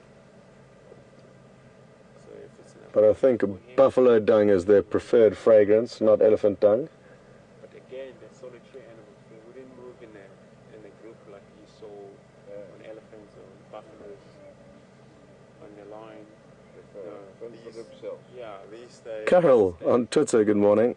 get suffocated. Carol is interested to know, what does the herbivore's poop smell like? Now, it all depends on the herbivore, as they have got different processes of digestion. Some are ruminants, which will have 4-chambered stomachs and digest their food incredibly well. And others, like the elephants, have got a very basic digestive system that doesn't digest their food very effectively. So a lot does depend on the herbivore in question, but I guess it smells no different to cow dung, which is probably a smell that most people are familiar with. And, you know, there's animals like zebra who would have very similar dung to horses. So horses and cows are probably two of the animals that most people may have smelt the poop of that you could relate to.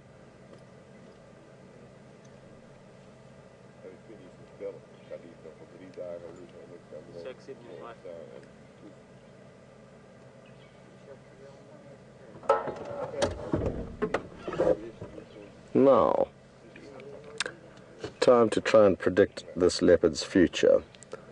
What will it do in the next hour or so while we still broadcast?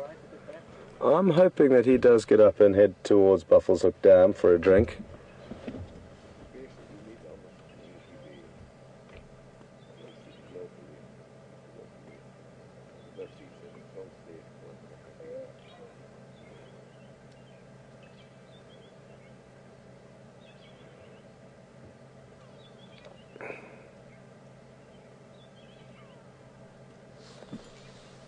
Arquette in Arkansas, welcome back.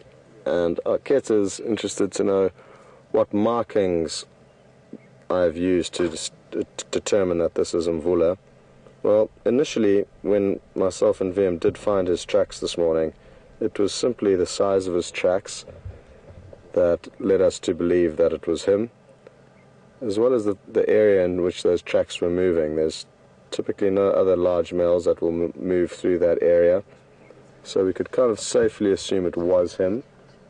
He also does have a funny toe that I've noticed on one of his tracks, that one toe sticks out further than it should and therefore dwarfs the other one.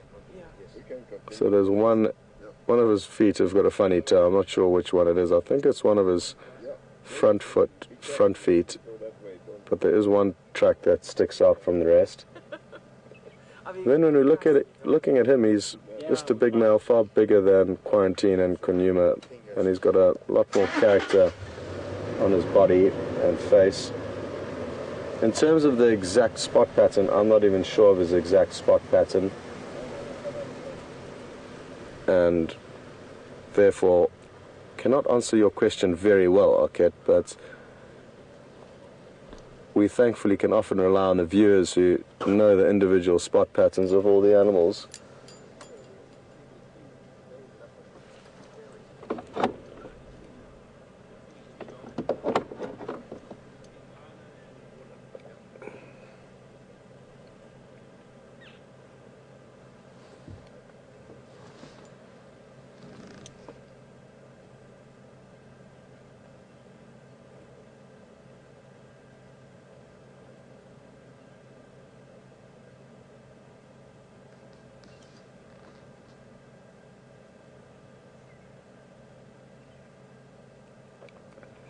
Doug is asking if we know of any other dominant male leopards who may come across Karula and her territory. And Tingana is one. Tingana is the male who's dominant to the west and south of us. And he's the only other dominant male that I know of in this area that could come bump into Karula. There could be others that I'm unaware of on surrounding properties. But usually what will happen is male leopards, when they're dominant, have got a far greater territory size than females. And they could often have possibly 4 or 5 females within their territory. So that's something also that's important to understand, that Karula's kind of slap bang in the middle of Mvula's territory, so there's not huge chances of her interacting with the others. But again, territories change and shift, and they are not set in stone. It's not like us humans who buy a house and have a fence around it that's a clearly marked point. with animals, their properties vary in size and vary in location over time, and there is always going to be overlap. Male leopard will always overlap with other males and females with other females.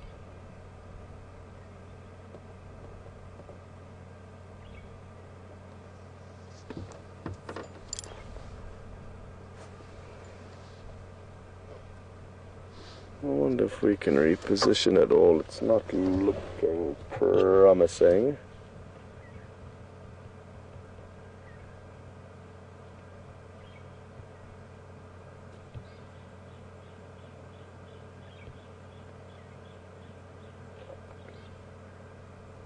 Oh, hello, boy. Yes, we have been talking about you. And we're interested to know whether you'd like to go to Buffelshoek Dam. It would be great. Morning, it's Scott here. Just one vehicle. Myself, he's lying up on Inyala Road North, just north of Quarry Road Junction.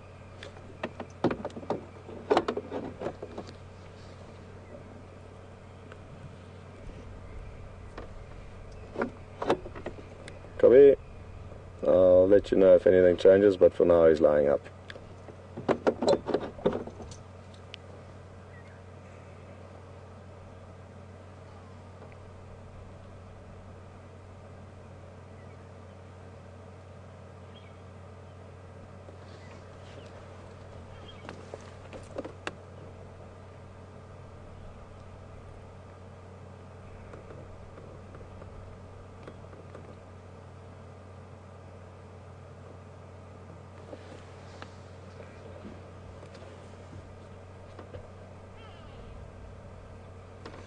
Barbara in Illinois, good morning.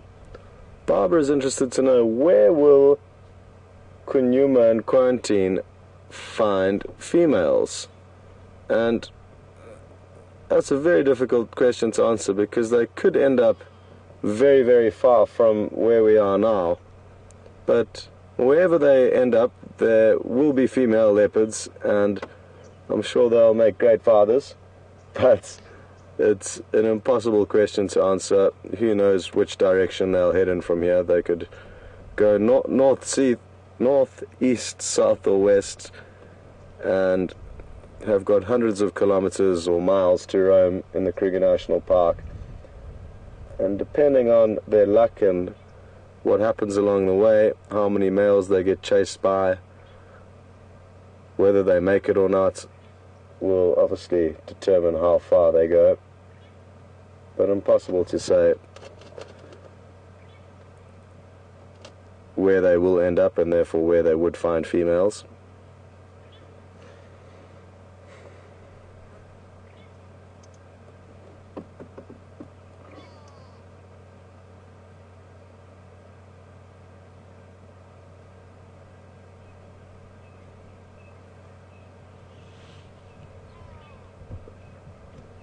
Elizabeth on Twitter is interested to know how far away we are from Mvula. So VM's just going to pan out, and here we are. So not too far away, maybe about 25 feet away, maybe a bit more, but not far at all. We're in a thick area, so difficult to reposition without interfering on his siesta there, so we're just going to stay put, and hopefully he'll get up at some stage.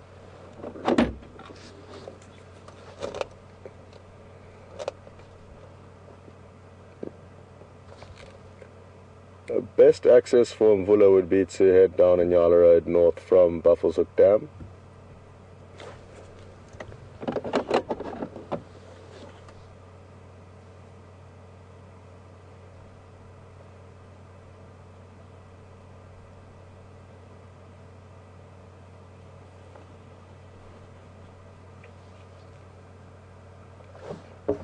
Even though leopards do move predominantly at night,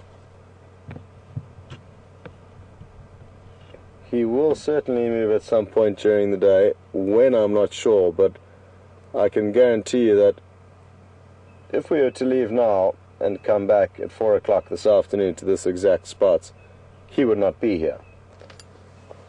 Which now leaves us in the conundrum that we know he's going to move, but we don't know when. So, do we hang around and hope that he moves in the next 45 minutes? Or do we drive off into the unknown looking for something that is moving? Nothing is guaranteed. I'm tempted to stay here for a bit longer and see what happens. Something to also bear in mind is even though he's not moving, herbivores are moving, therefore prey animals are moving, and they could be moving up towards the waterhole, which is not far from here, and they could stumble across him without him having to even move a muscle. And I've seen many kills culminate from situations like this where you're sitting with the sleeping predator and the prey stumbles upon them. So the moral of the story is you do have to invest time with animals, whatever they are, in order to see interesting things happen. Go ahead. Yes, with pleasure. There's just one other vehicle making its way. Where are you now, Tex?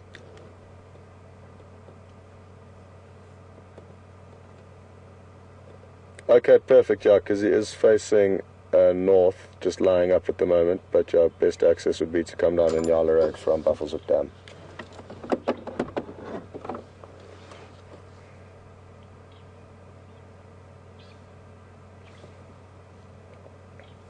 What we're going to do is, and it's a suggestion from Nikki in Final Control, which is a good one, so we're just going to wait for the other vehicles to get here to make sure the sighting is handed over efficiently and that we don't lose them. And as soon as the other vehicles get here, we can move off and come back a little bit later. Oh, it appears like he has been attacked by a flea of sorts. Thankfully he's got his elephant dung armrest there, which he used temporarily.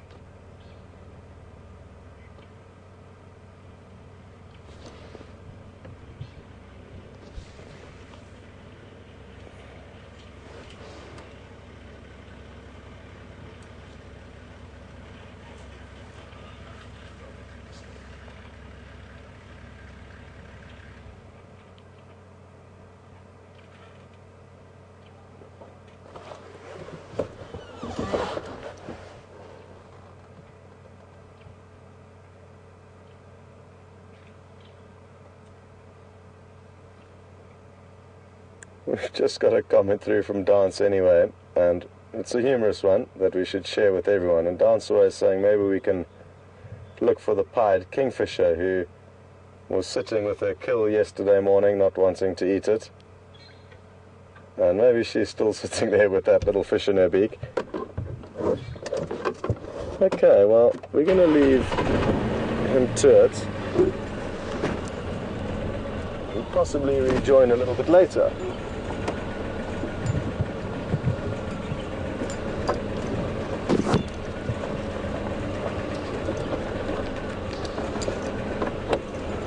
Leaving Texan with Mvula still lying up, one other vehicle making their way.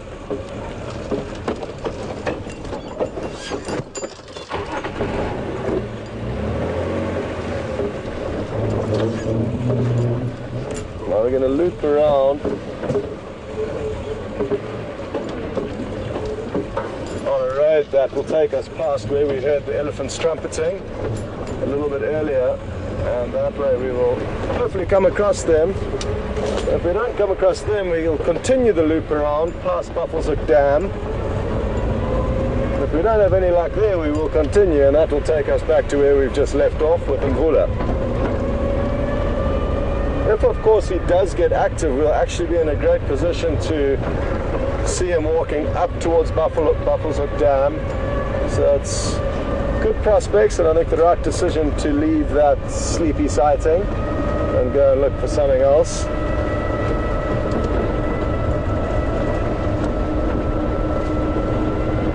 do have the benefits of sneaking back into that sighting if the action does increase.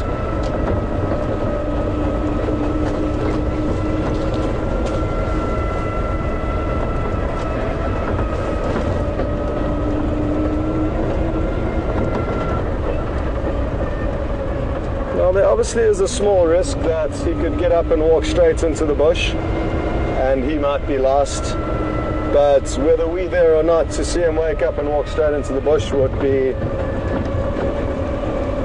nothing that incredible to see. So it is a small risk we are taking, but Texan and the other vehicle that are going to stay with him will keep us updated on his movement. So it's not like we've left him unattended.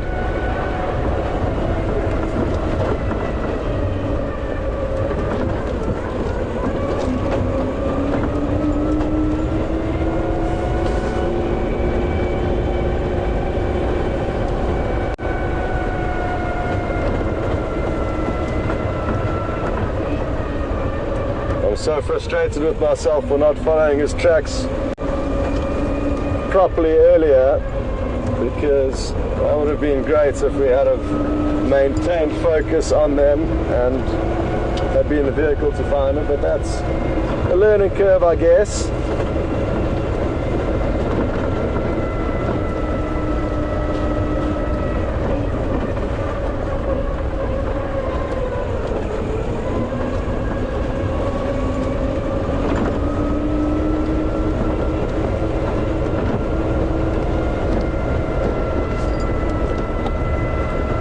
If you can just keep me updated if he does become mobile, because I am still in the area.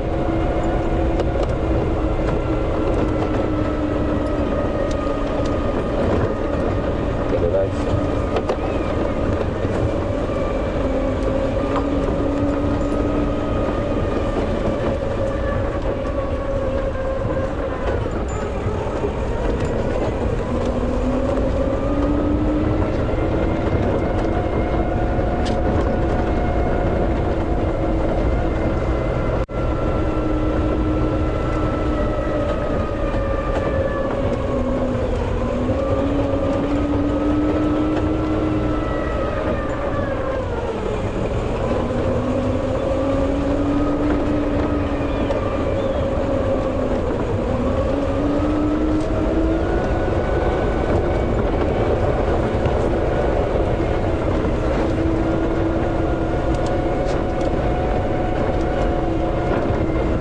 No sign of these elephants yet.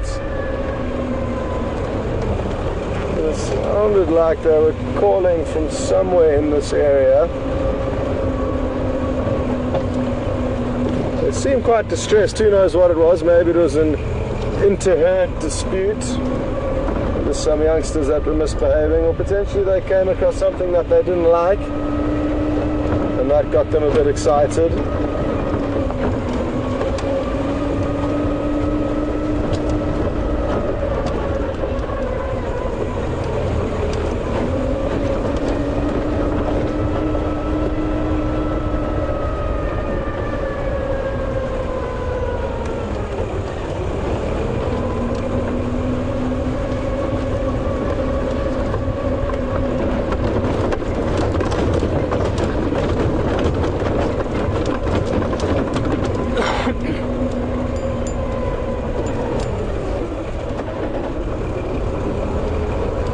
Got a question through from Lois in Wisconsin, and Lois is interested to know whether Djuma and Quarantine are both from the same litter, and they are indeed. They're brothers from the same litter, so they're just over 2 years of age now. I think they were born in November or December, just over 2 years ago.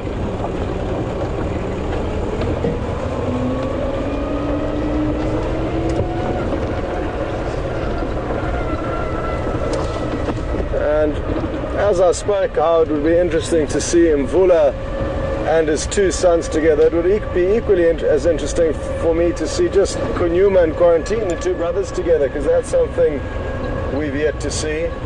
So I'd love to see any interaction. I haven't even seen one of them with their mother, so there's various different sightings that or interactions that we simply can't expect the behavior from, because we haven't seen any recent sightings of them together.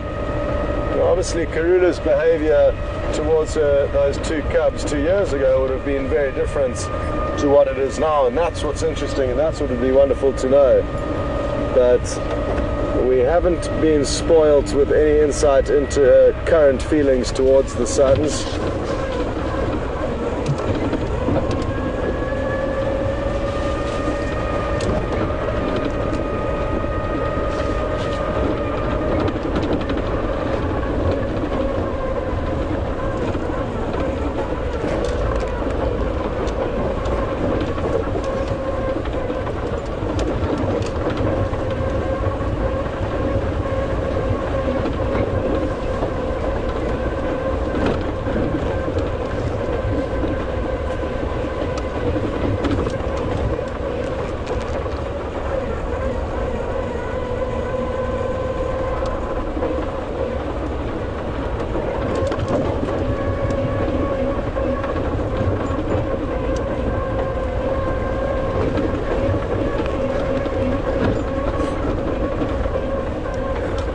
So we're approaching Buffelshoek Dam now, and in the next few seconds we should be able to see what's going on there.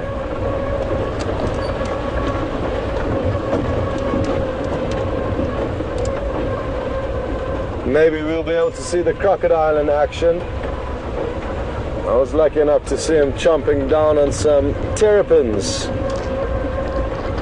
the first time I saw him about a week ago. But since then he hasn't been too active. Not that we've seen at least.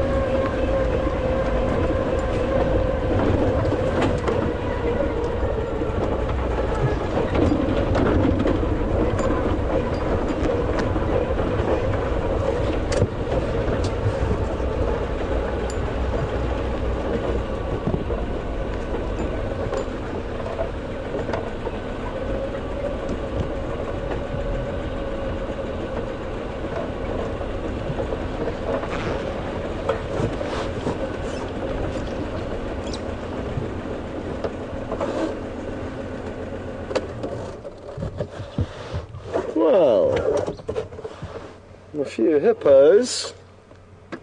No sign of the croc yet. Oh no, there's the croc. We'll also get a view of the croc a little bit later, but right now it's obstructed by a tree. No, interestingly, there's more hippos than normal. Usually there's either been 0 or 1 over the last few drives. Yet today there appeared to be 2.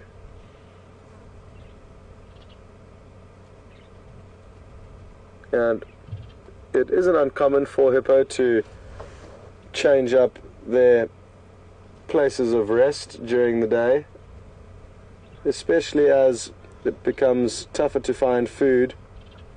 They may alter their areas of feeding and areas of resting on a daily basis.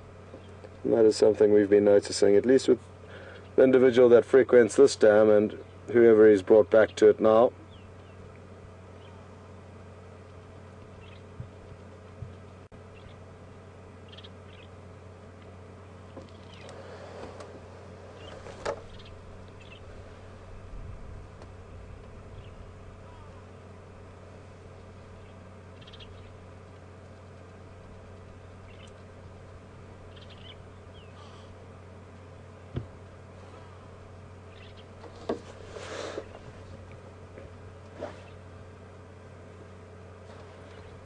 Eric in Idaho, good morning. Eric is interested to know whether there's a camera, a waterhole camera at this dam, and sadly not. Only at the Djuma waterhole and the Arathusa waterhole here in the Sabi Sands are the waterhole cams that we have erected.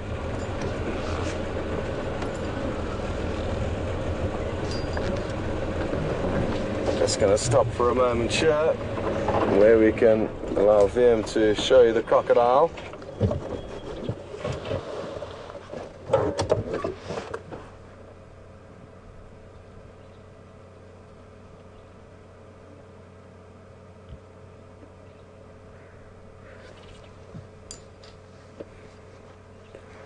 and it's a new addition to the various characters that we see here at Djuma, and I'm very happy that he's come on board because they're such awesome animals to view.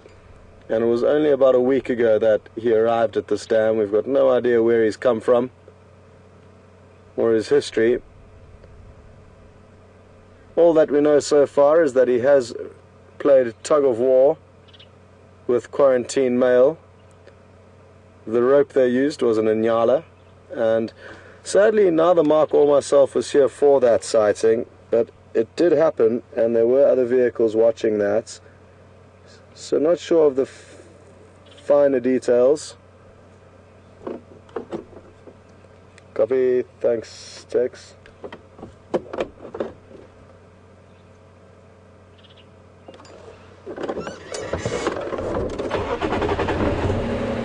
Okay, well,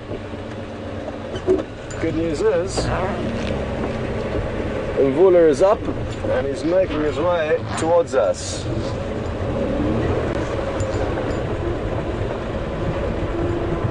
So what we're going to do is we're going to do the same thing and make our way towards him,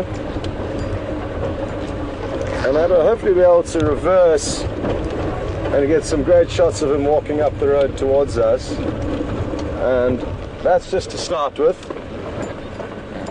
Later it would hopefully be that we're going to be watching him drink from this waterhole.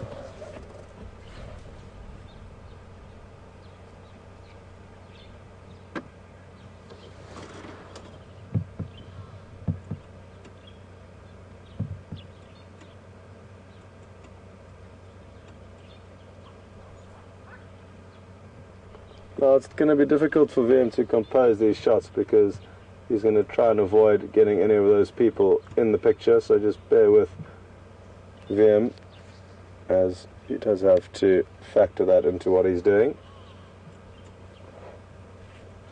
What can you hear? What can you hear in there, Mvula? You can tell by his body language and his alertness that there is certainly something in there that's getting his attention. Oh, what could it be? He did the same thing a little bit earlier, but then lost focus.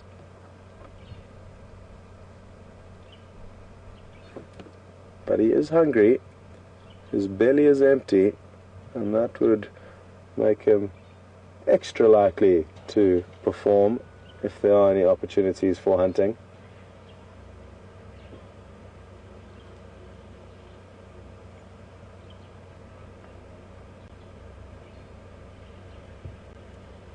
And this is going to be beautiful as he appears from behind this bush, coming straight down the road towards us, and you'll notice the other two vehicles are stuck behind him, so not enjoying a good a view as ours. So Nicky's plan to loop around to Buffelshoek Dam was a good one, and it is paying off now, that's for sure.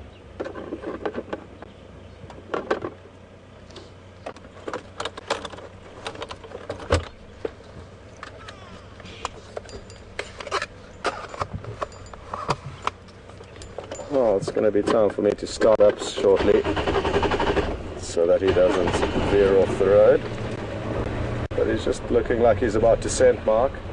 There we go.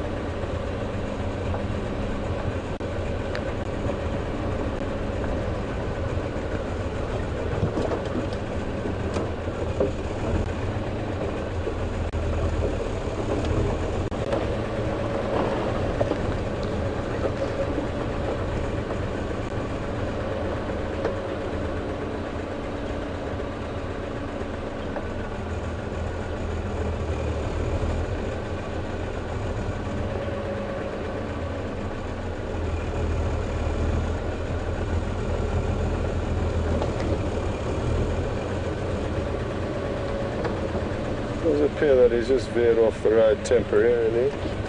But I'm sure he's going to pop back on at some stage. The road does weave a little bit here, and that would make it more likely for him to take the shortcut to wherever it is that he wants to go. We will wait here, and the other guys are just going to keep an eye on him.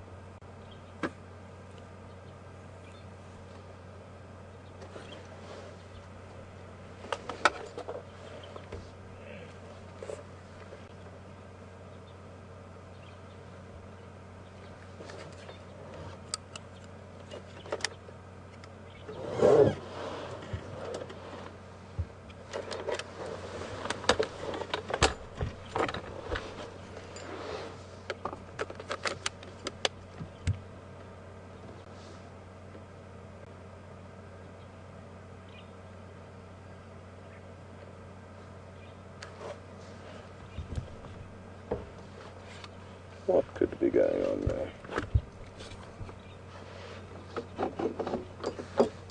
What's he up to there, Tex?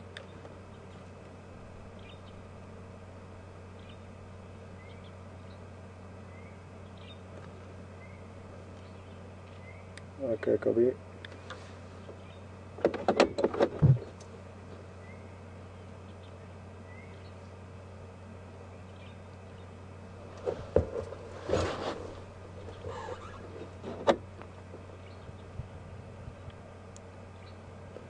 No, copy, thanks. He's surprisingly now veered off the road.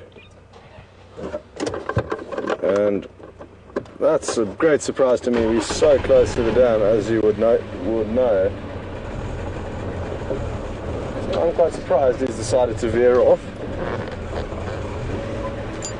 Let's see if we can try and loop ahead of where he's going.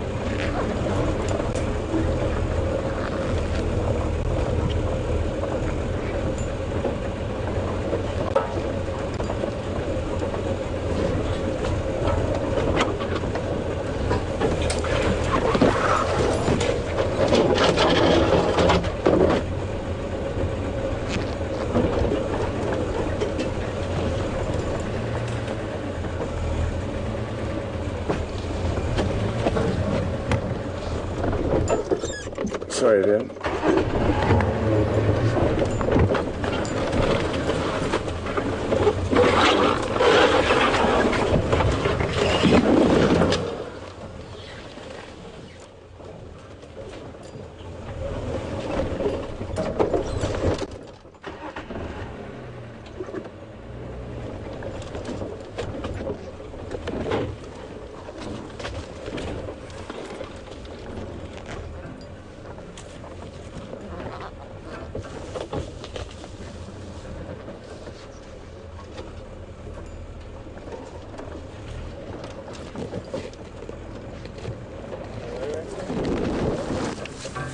Sorry.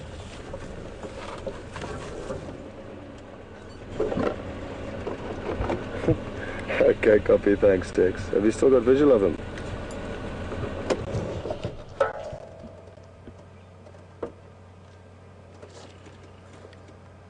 Okay, copy, thanks. Well, apparently it was some buffalo bulls that he heard in the bushes, and that's why he veered off. Oh, here he comes. Got him, thanks. And he is coming kind of towards us. I may need to reverse a bit. I'm going to turn in position, so bear with me. And I think he'll now continue on his original path to Buffelshoek Dam after investigating the noise that was some buffalo.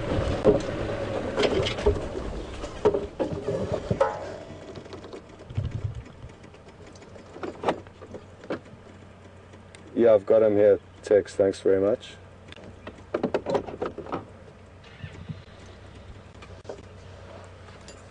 Oh, and we're getting lucky. He's going to pop out right in the perfect spot for us. Oh, that was a kudu, that alarm called behind us. And look at the buffalo following him from behind. This is incredible.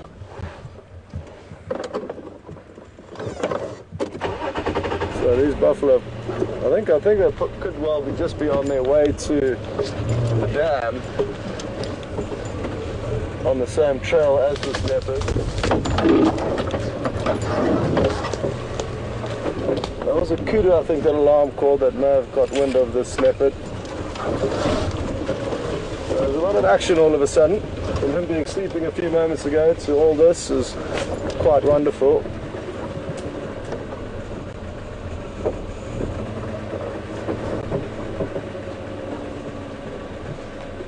You'll notice all that extra skin below his neck, known as a dewlap. Negative, he's now continuing kind of more to the north. I think he is going to come pop out at the Maji.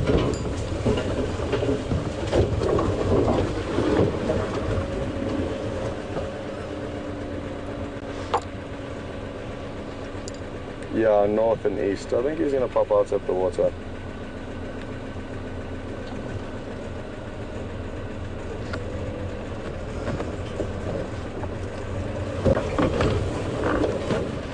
Sorry.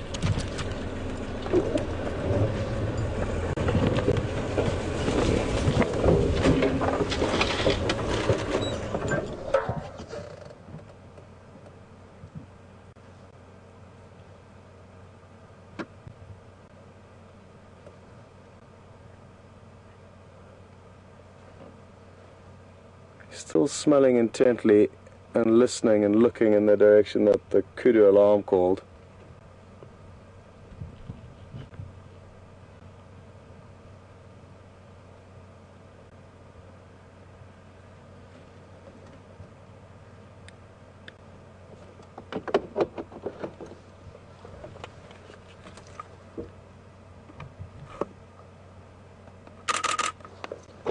Affirmative, thanks, Tex.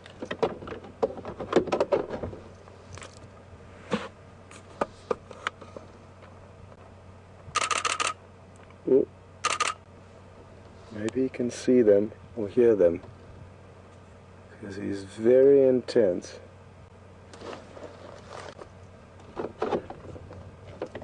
But not interested.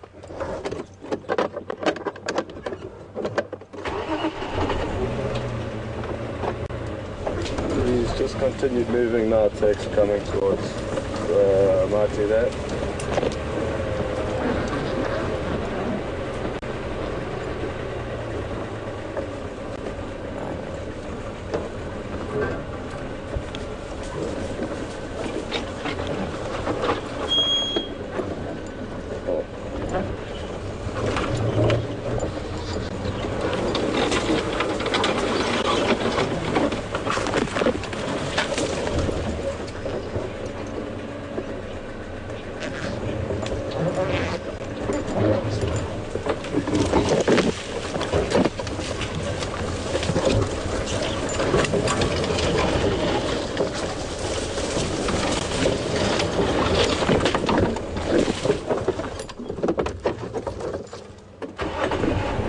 Tight squeeze here. Oh, is this going to work?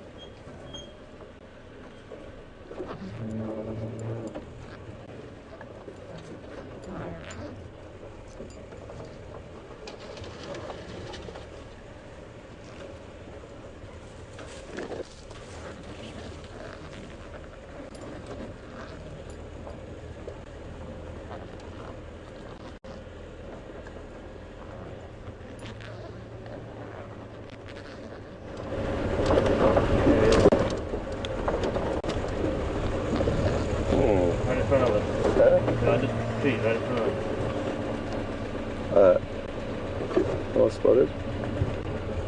All spotted.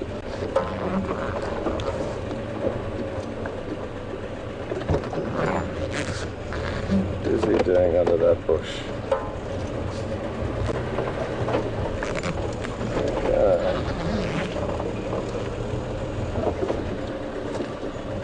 That looks like he's licking some buffalo dung. And it's something we spoke about just a little bit earlier, so how convenient that right now he's decided to do that.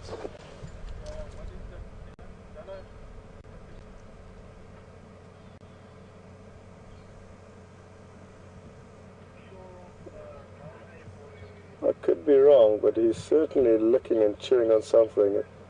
To me, it looks like buffalo dung.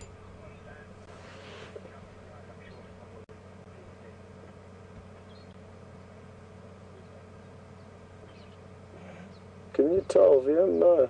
Nope.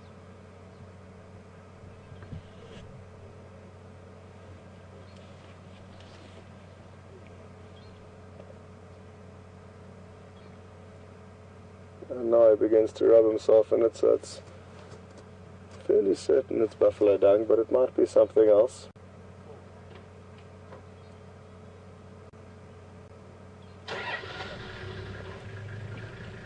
You can tell by the blackness of his tongue and his lips that it's something dark and black that resembles buffalo dung, that's for certain. So if I can get a slightly different angle. It would be really interesting to show you this.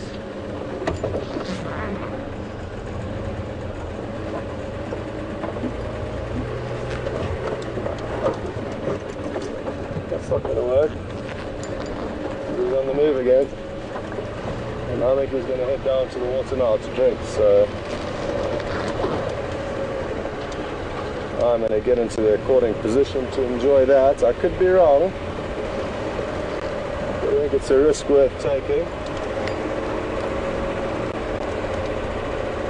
I'll be highly surprised though. He's moved a long distance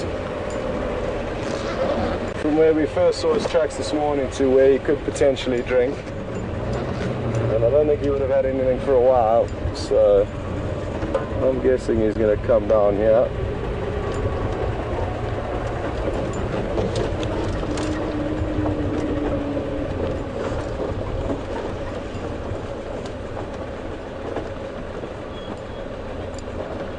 In the meantime, we can have a crocodile that's now completely out of the water.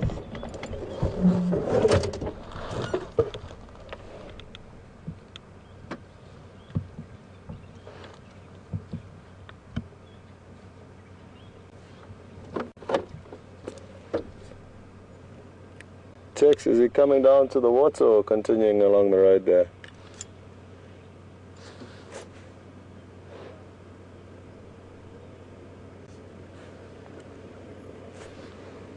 Okay, copy, thanks. There he is. 3 o'clock.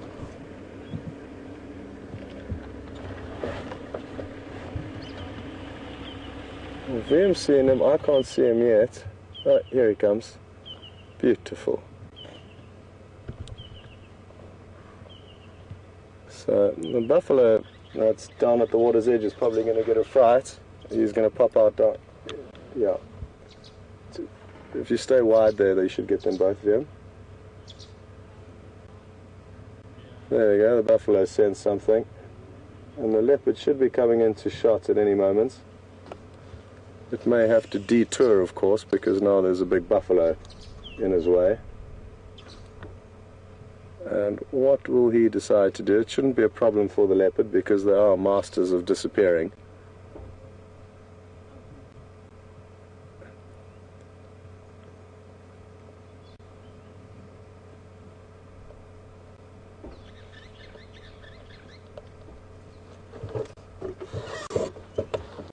Next to you. There he is.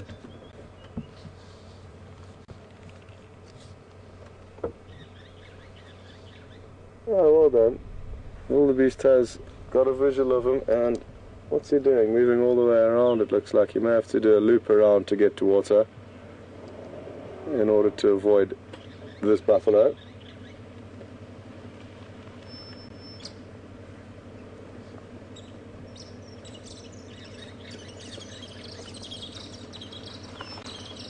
Incredible camouflage, as you can see, only a few of his spots in this thick bush.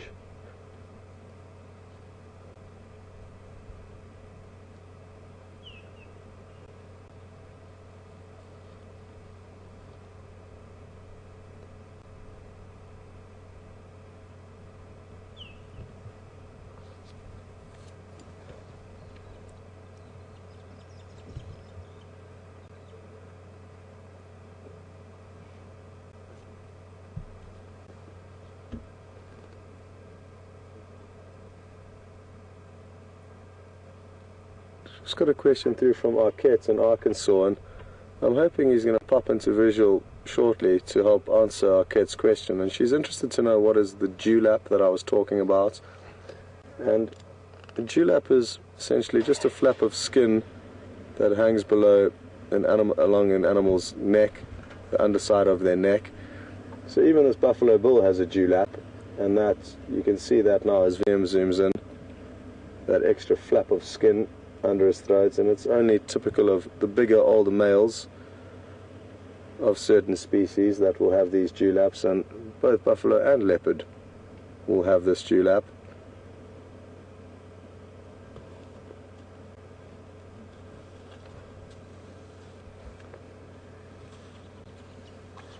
He's moved off. He has moved off, but I'm wondering if he's not going to do a big loop around and come and drink on the other side of this waterhole.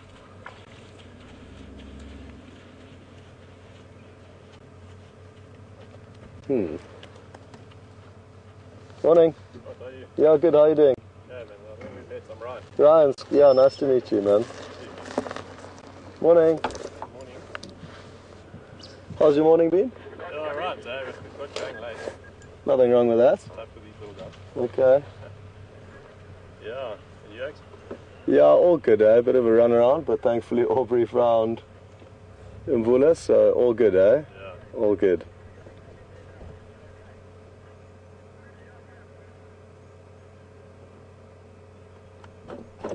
Were you X for before, Scott? For Wild Earth. Okay. WildEarthTV. And yeah, all is going well, so we should be here for a few more months, which is great. Oh, nice. Because it was initially only a 3-month project from November to January. And now it's been extended, so things are going well. Where you guys based? Where's your camp? At Djuma, At Djuma? yeah. Okay. And we've got traversing on Djuma and Arethusa. Oh, what a pleasure. Yeah.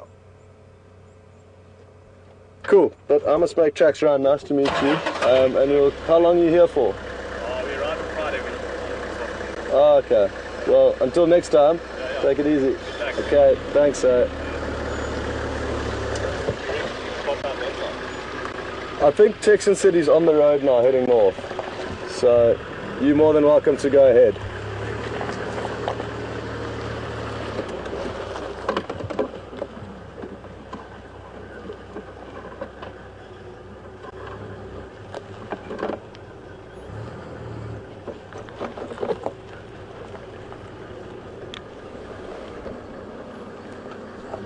Copy that, Tex.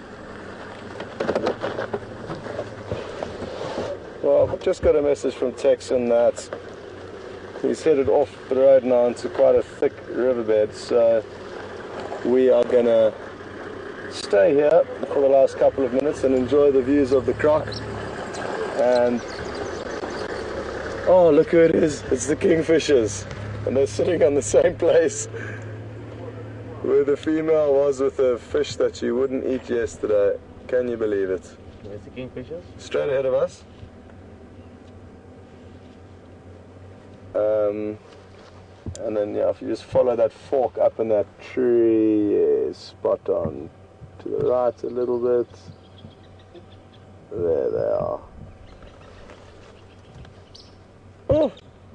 What happened there? They both just took off. And I think it was because a water thickney flew up and chased them. Oh, you're joking. It does have a fish in its mouth. But surely not the same one. It looks like it's exactly the same one. I'm not even joking. It might not be, but that fish looks exactly the same size as the one that the female caught the other day, and I think that could be the male perch there, so maybe he's stolen the kill from her.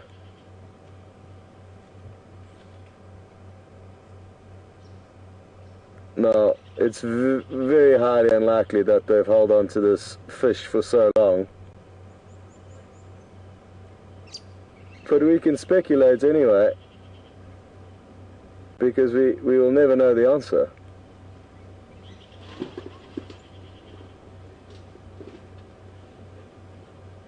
And this is the male now with the kill.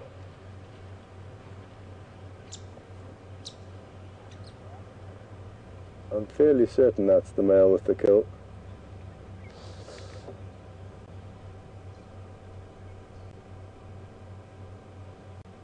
And who knows? Maybe it's not the same one, maybe it is, but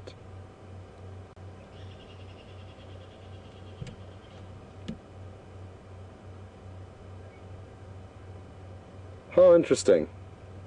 Anyway, it's a conundrum that we will never solve. What I can tell you is that he's holding it in his mouth the wrong way around if he is planning on swallowing it. It needs to be head first, not tail first.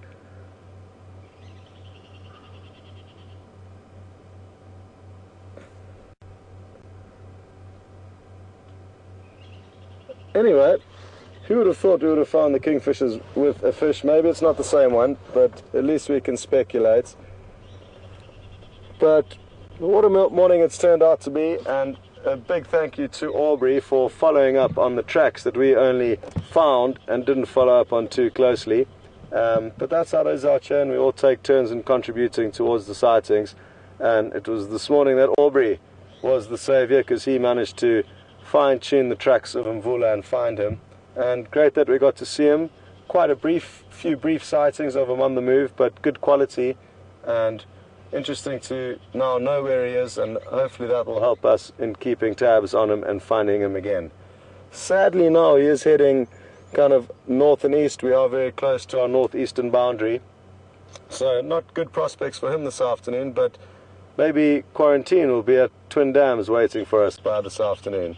Anyway, until then, thanks for following us. Thanks to VM on camera and to Nikki in Final Control. And both myself and Mike will be out this afternoon, and already looking forward to it.